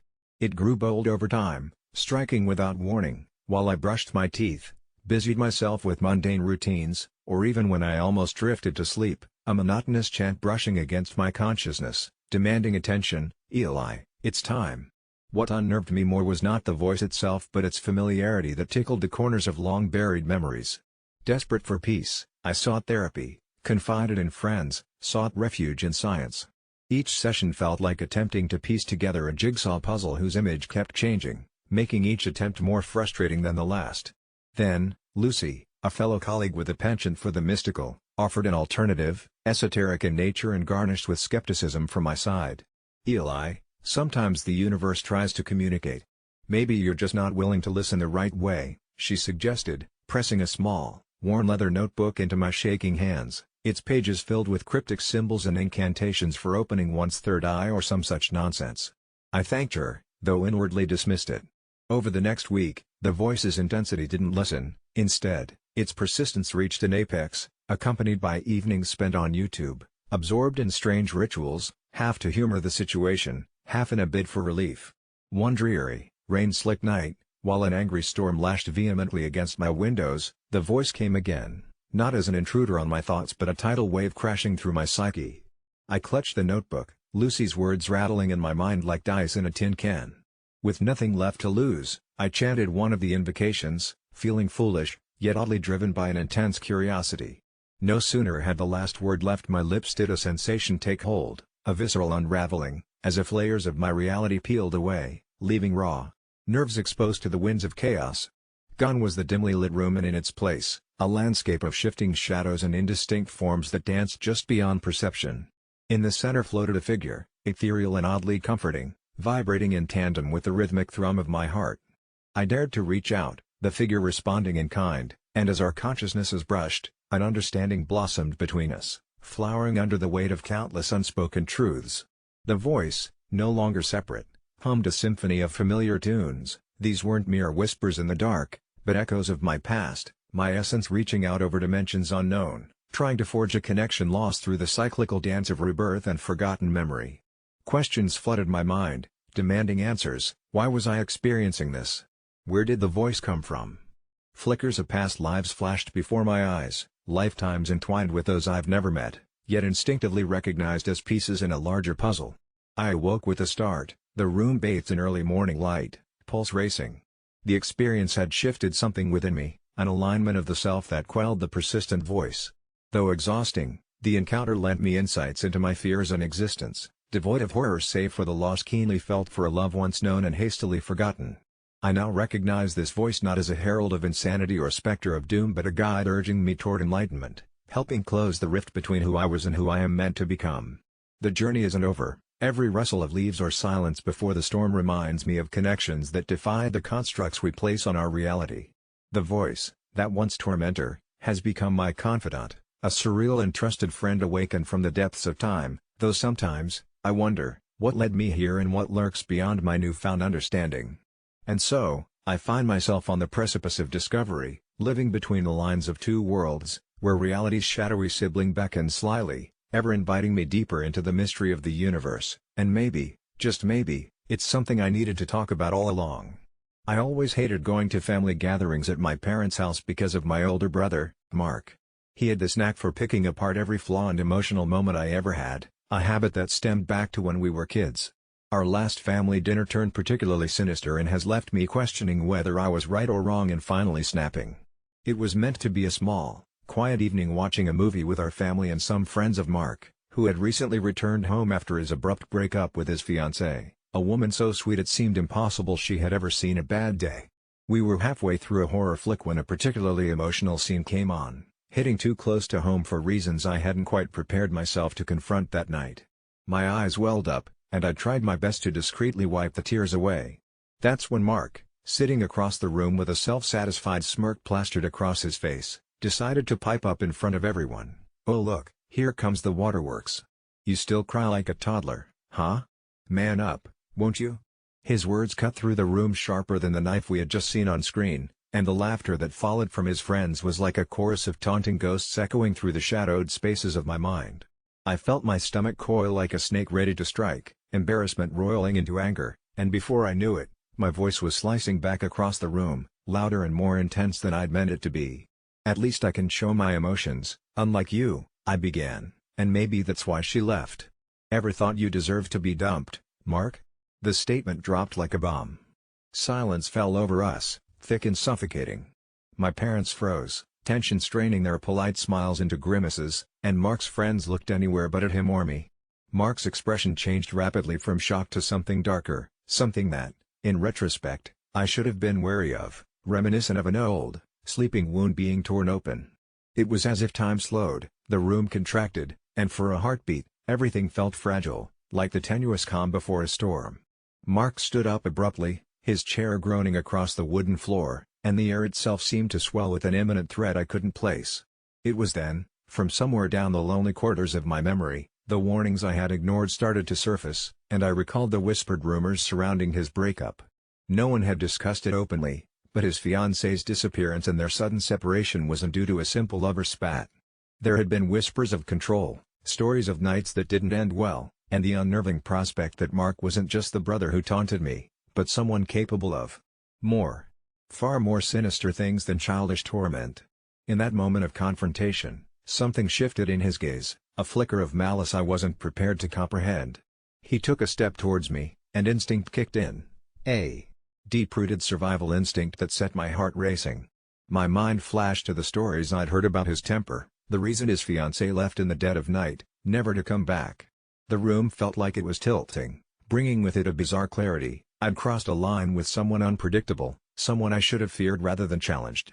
I mumbled an apology, my voice barely audible over the rush of blood in my ears, and excused myself, stumbling into the cold, damp night. Outside, the wind howled like a beast from the depths, giving voice to the fierce whirling inside me.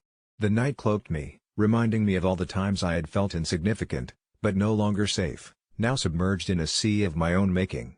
I stumbled home under the weight of all I had uncovered, the quiet darkness my only companion, wondering if I'd not only incited a family feud but unearthed the true reason behind my brother's broken engagement, a secret that even now threatens to invade my every waking moment. And I can't shake the feeling that I've invited something dreadful into my life just by speaking those words, by cracking the facade of family harmony, provoking something in Mark that cannot be undone. Now, as I sit here writing this, each creak of the floorboards and every whispering gust sends chills down my spine. Part of me wonders if I'm merely awaiting retribution for speaking the harsh truth no one dared to face, or worse, waiting for Mark himself to come knocking. I can't tell if the shadows at my window are just a trick of the night or if they're carrying his lurking silhouette, awaiting a moment of confrontation I may not survive. I need to start by saying I never believed in curses or anything supernatural, but if my experience has taught me anything, it's that some things are better left unexplored. A couple of months ago, during a yard sale spree with my friend Jason, we stumbled upon an intriguing item, a wooden box, covered in intricate carvings with symbols neither of us recognized. The old man selling it claimed it was a dibbook box, and laughed off our questions, saying it was for curious minds. Jason challenged me to buy it as a joke, but I decided to take the plunge. I wish I hadn't. When I got home, the air inside my apartment felt heavier, but I brushed it off as fatigue. That evening, out of sheer boredom, I decided to open the box. Inside, I found strange trinkets, a rusty key, a lock of hair, and a small parchment paper with Hebrew writing. I'm not sure what compelled me to, but I whispered the words written on the parchment out loud. That's when everything started going downhill. The first sign was mild, a series of terrible nightmares, ones where I was running through endless corridors as unseen entities laughed in the shadows. I shrugged them off as a product of stress until I heard my mom had a freak accident the next day. She slipped down the stairs and ended up with a severe head injury. I tried to rationalize it, yet my gut twisted with an odd sense of dread. It was just the beginning. The following week, my sister's fiancé was struck by a car. The tragedy seemed unwarranted, as he was always so careful. My family was starting to fray at the edges, snapping at each other out of grief and despair. I couldn't push aside the connection between the box and these horrors. Jason scoffed at my concern, telling me I was going insane, until a raging fire broke out in his apartment from a mysterious electrical fault. He's now in a hospital with second-degree burns. My heart sank deeper into an abyss of guilt with each devastating phone call. My paranoia escalated when I heard whispers in my own apartment, wordless at first, but soon I began discerning voices calling my name. I barricaded the box in the attic, but the sinister energy seeped into every crevice of my life. Searching for answers, I dove into cryptic forums and old texts, desperate for a solution. One late night, I came across a post by a rabbi who spoke of the risks of opening a dibbook box, warning of malevolent entities that cling to the living, feasting on their suffering. Hemmed in by despair, I finally reached out to him. During our call, he instructed me on how to cleanse the box. I needed a mix of salt and sage and had to recite a protective incantation. In a frenzy, I assembled the materials. When I was ready, I climbed to the attic, each step echoing with a foreboding hum. The air was thick with something that felt alive, watching. My spine tingled as I began the incantation. I felt a chill rising through the room, shadows swirling along the walls, the whispers reaching a crescendo. The candles flickered, and just as I was about to lose hope, the box snapped shut with a horrid finality, the air suddenly clear. I stumbled back, drenched in sweat and tears. An overwhelming sense of relief washed over me, but I knew the damage was irreversible. The rabbi assured me over a cracked voice call that the entity was sealed back in. The accidents mysteriously halted, the oppressive order lifting from my family's shoulders. But I'm haunted every single day by the faces of my loved ones, those still suffering from scars that won't heal, and the memory of Jason's burned skin. I never dared to touch the box again. It lies buried in a cursed spot known only to me, under heavy stones somewhere far from humanity's reach. Consider this a cautionary tale, some histories should remain untouched. If you ever encounter a Dybbuk box, I beg you, leave it be. For your own sake, and for everyone you hold dear. I first stumbled upon the mystery of OnlyFans in the most unexpected way, through the whispered conversation of two patrons at the shabby bar where I worked late nights. They spoke in hushed tones about a friend, a girl who used to make content on the platform, but had vanished mysteriously, leaving no trace of her presence. The story piqued my curiosity, a familiar sinking feeling I had whenever I was on the verge of uncovering something sinister. After my shift, I began poring through information, scavenging through internet forums and dodgy message boards until I found her, Elena Rain, the handle of the girl in question. Her profile was still active, full of sultry pictures and teasing captions, but something was off. Comments beneath each post were unusually candid, more than just the typical adoration or crass remarks. They pleaded, "We miss you, come back," and ominously warned new viewers to turn back while you can. The backdrop of each photo was eerily identical, despite claiming to be in different locations. A gaudy wallpaper texture that gradually morphed into something resembling faces when you looked too long. The truth clawed at the recesses of my mind, urging me to delve deeper. I subscribed, longing for a clue to her whereabouts, only to find that the messaging feature held the secret. A chat window automatically popped up every time someone new subscribed, featuring Elena with an automated greeting and an open invitation to chat directly. It was a sophisticated AI, crafted to mimic her speech patterns and quirks, enough so that it could fool even the most devoted fans. The system was set to generate personalized videos based on keywords extracted from the ongoing conversation, an AI far ahead of anything I'd ever seen or heard of. I began to test the boundaries, asking questions increasingly unrelated to her supposed persona, trying to break the facade. One evening, my provocative queries must have triggered something because I received an unrequested video link. The thumbnail was wrong, abandoning the glossy allure of typical OnlyFans content. It depicted a pixelated still from a live feed, dimly lit and draped in shadows. Against my better judgment, I clicked on it, terrified excitement coursing through my veins. What I saw was both mundane and terrifying, an empty room, the wallpaper unmistakably the same pattern I'd seen in Elena's photos. But there was more, the subtle sound of breathing behind the camera, labored and frantic, and the faint shadow of a figure lurking just out of sight. The video abruptly ended without any further reveals, leaving me in a state of paranoia and dread. Was this her prison, or the setting of her true fate? I went to the police, and they dismissed my accounts as the ramblings of another internet conspiracy theorist. Desperate, I joined underground networks, connecting with others haunted by the same cryptic encounter. They shared stories of creators who'd gone silent, their absence haunting them. Searches of devoted followers with each dead link clicked, only to be replaced effortlessly by AI. The theory began to solidify like a grim fog, an operation wherein real creators were culled, their lives siphoned away as their digital ghosts were harnessed to perpetuate endless, exotic content that never tired. My research took me to an old industrial district, a place my intuition suggested could hold answers. There I encountered the building from the video, a derelict structure with boarded windows and the same haunting wallpaper, that fabric of discomfort I could now recognize in my sleep.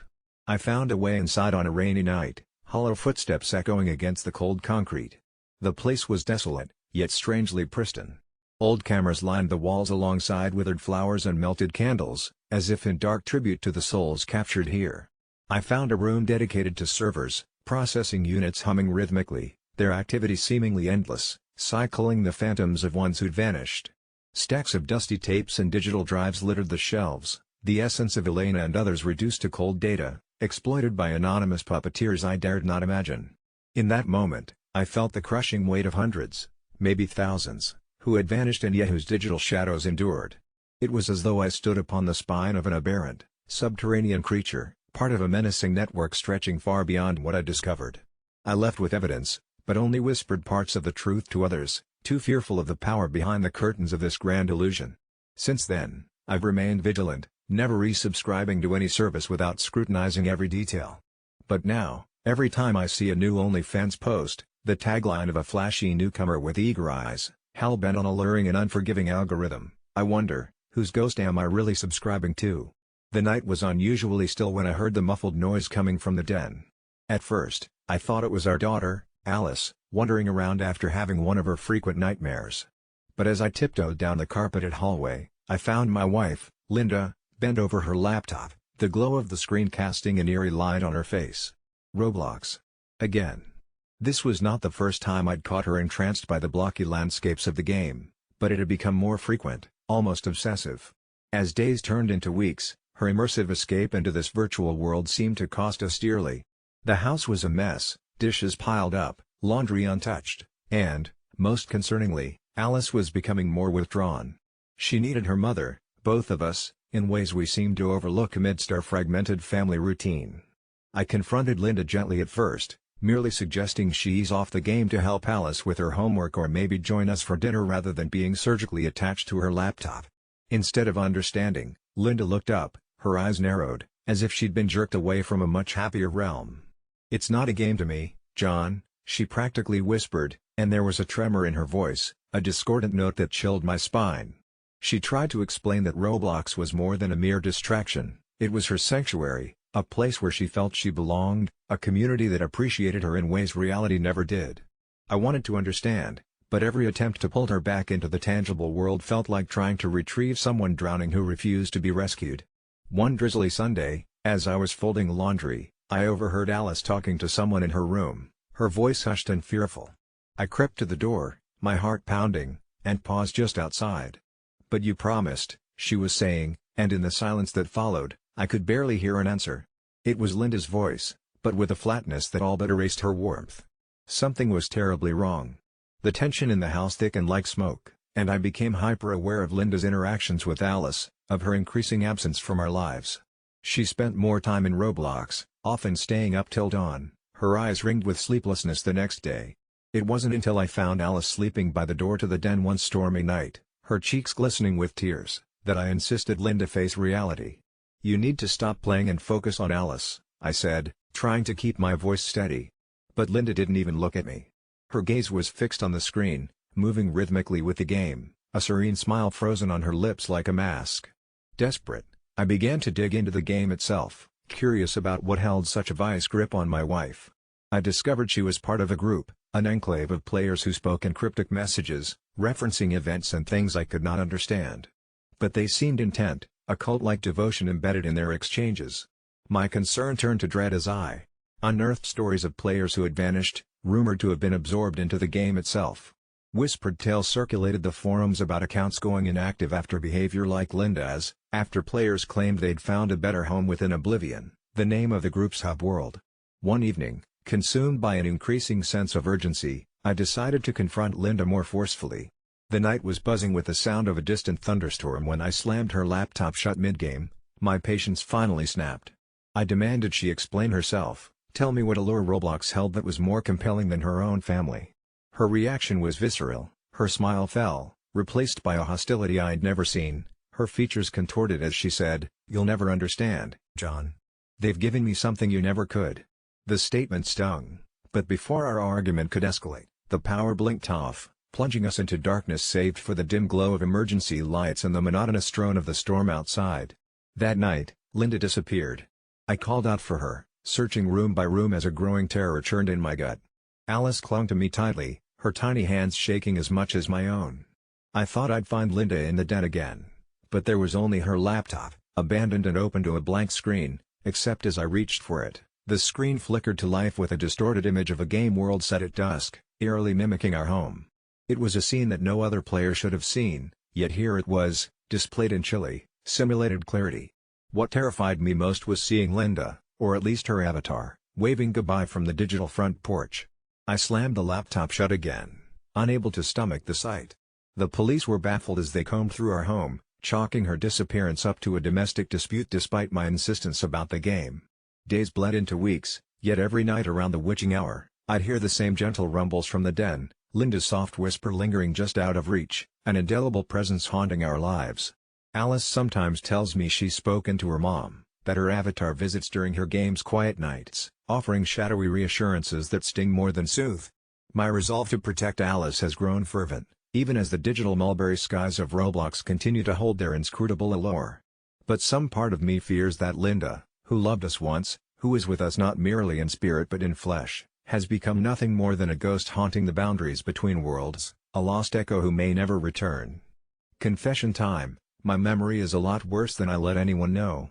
You might think that's just me covering up for your typical forgetful habits, like leaving keys in the fridge or missing birthdays, but it's way beyond that. It started subtly during my last semester of college. I'd find myself misplacing things or spacing out during conversations. My friends called it senioritis, but it felt different. I would lose entire chunks of time, blanking out only to find myself in places I didn't recognize, as if someone hit a skip button on my life. I tried to brush it off. Who wouldn't? Convince yourself there's nothing wrong, just stress or fatigue, but denial only works for so long. My roommate, Kyle, was the first to call me on it. "Bro, you just disappeared for hours yesterday. Where'd you go?" His words jolted me because I had no clue. I laughed it off, saying I needed some air, but I hadn't left my bed all day, or at least, I think I hadn't.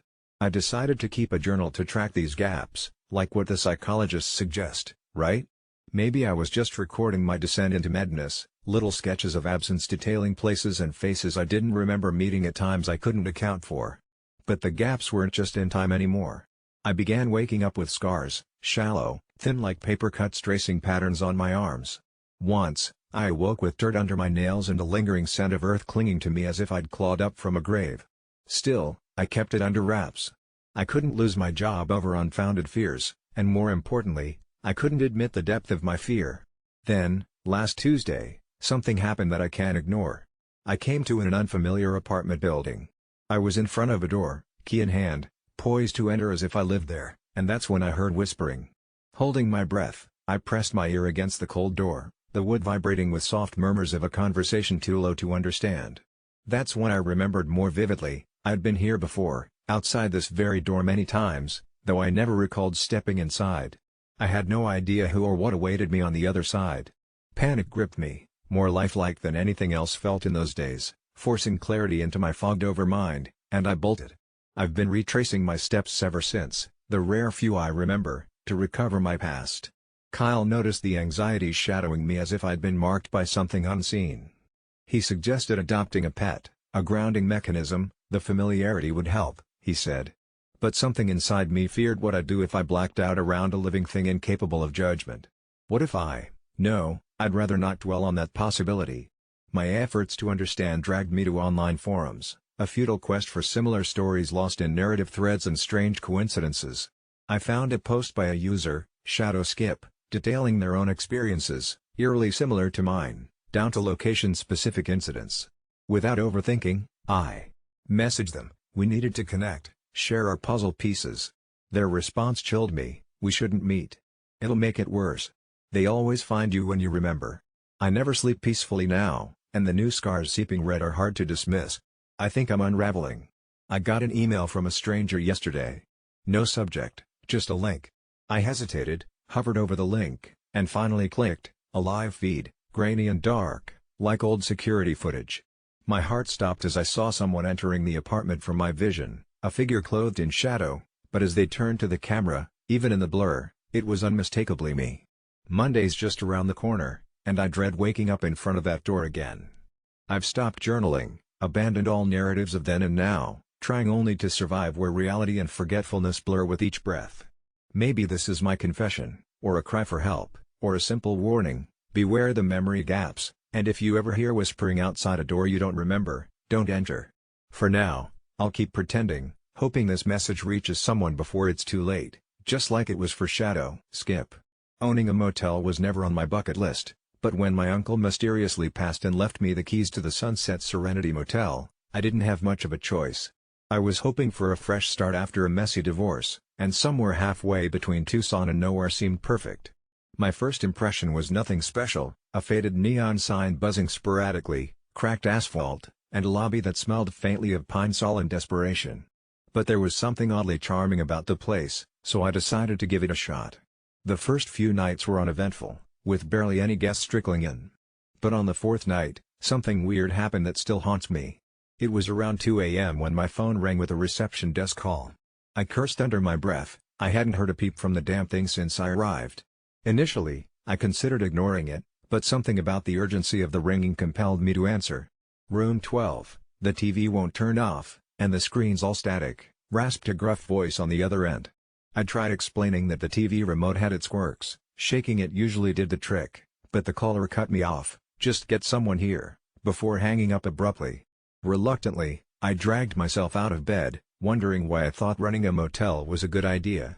Room 12 was at the far end of the corridor, a corner shadowed by overgrown hedges that seemed to breathe in the wind. As I approached, the air felt thick and heavy, as if pressing down on my shoulders. That's when I noticed the TV inside flickering through the curtains, a chaotic dance of black and white, like there was a struggle occurring on the screen. I knocked gently, half hoping no one would answer and this would be a quick fix. No response. I was about to leave when the door creaked open eerily, as if inviting me in. The room was engulfed in the cold glow of the TV, displaying nothing but static. The light cast eerie shadows on the peeling wallpaper, and the stagnant air inside was thick with a musty smell. It looked like no one had been there for a long time. Dust coated the surfaces, and the bedspread was untouched. "Hello?" I called out, feeling a chill drape over me. No response, except for the persistent hiss of the TV. A shiver of dread ran through me as I crossed the room and picked up the remote from the bed. Strangely, the power button refused to work, despite changing the batteries just the day before. Suddenly, the static morphed into images, quick, fragmented glimpses of people's faces, their expressions twisted in anguish, but gone before I could make sense of them. My heart pounded as the channels flipped on their own, a rapid fire of unnervingly clear silent screams and eyes that seemed to lock with mine as they appeared. I finally managed to rip the TV's plug from the wall. Silence swallowed the room, leaving only the echo of my ragged breathing. But there was something off. The air was colder, as if the temperature had dropped 10 degrees in an instant. That's when I noticed it, the mirror on the wall, a slight distortion rippling across its surface, like watching a reflection in water. I stepped closer, and my breath turned to frost on the glass. Within the glass, the reflection of the room revealed not me alone, but a shadowy silhouette hovering behind me. I spun around, but the room was empty. My skin prickled with an ancient instinct to flee, but my feet felt glued to the spot. The hairs on my neck stood rigid, and I swear I could hear faint whispers, like a breeze that carried secrets from another world.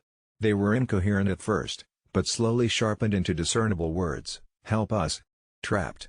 Before I could process anything, the mirror's surface cracked with an ear-splitting shatter, sending splinters of glass skittering across the floor. I bolted from the room, not stopping until I reached the lobby and slammed the door behind me. Panting heavily, I tried to rationalize what I'd just witnessed, but reason felt like a distant ally in that moment. The rest of the night passed in a haze of adrenaline and fevered dreams, filled with ghosts that reached out from screens towards me. I woke up drenched in sweat, the memory of their cold fingers still seared into my mind. Determined to confront this, I returned to room 12 after sunrise, every creak of the floorboards echoing in the stillness. The cleaning lady, Rosa, an elderly woman with somber eyes who'd been with the motel for years, stood outside with a box of cleaning supplies. "Rosa, did you see anything strange last night?" She froze, diluting a friendly smile into a solemn nod. "This place. It holds memories," she whispered, speaking as though reciting from another's script. "Sometimes, they don't stay in the past." Rosa explained that she'd heard stories, odd occurrences plaguing room 12 for years, ominous enough that the guest ledger always showed it unoccupied despite reservations. She recounted tales of previous owners, each leaving under bizarre circumstances, some claiming to hear voices or see specters in mirrors that mimicked their movements just a beat too late. Driven by misguided bravado and a hint of curiosity, I decided to uncover the motel's history. The local record office yielded rumors of a fire decades ago that claimed lives in room 12, lingering stories of souls unable to rest, trapped in the liminal space between broadcast attire and nightly dreams. It all started to make a sick, twisted sense now, the images, the silhouettes reaching out for salvation or perhaps revenge. As I stood there, piecing together the fragmented legacy of terror, A sense of duty settled within me. The motel, the secrets it guarded, was now mine to bear. Armed with the unsettling truth, I returned to room 12 equipped with an old family heirloom, a silver locket my grandmother swore had protected properties. I whispered words of farewell, hoping to provide some measure of peace. As I placed the locket beneath the bed like an offering, there was a moment of stillness, as if the building exhaled, and then a warm light enveloped the room, softening its edges. The air grew lighter, the reflections steady and true. I stayed until I felt a strange calm.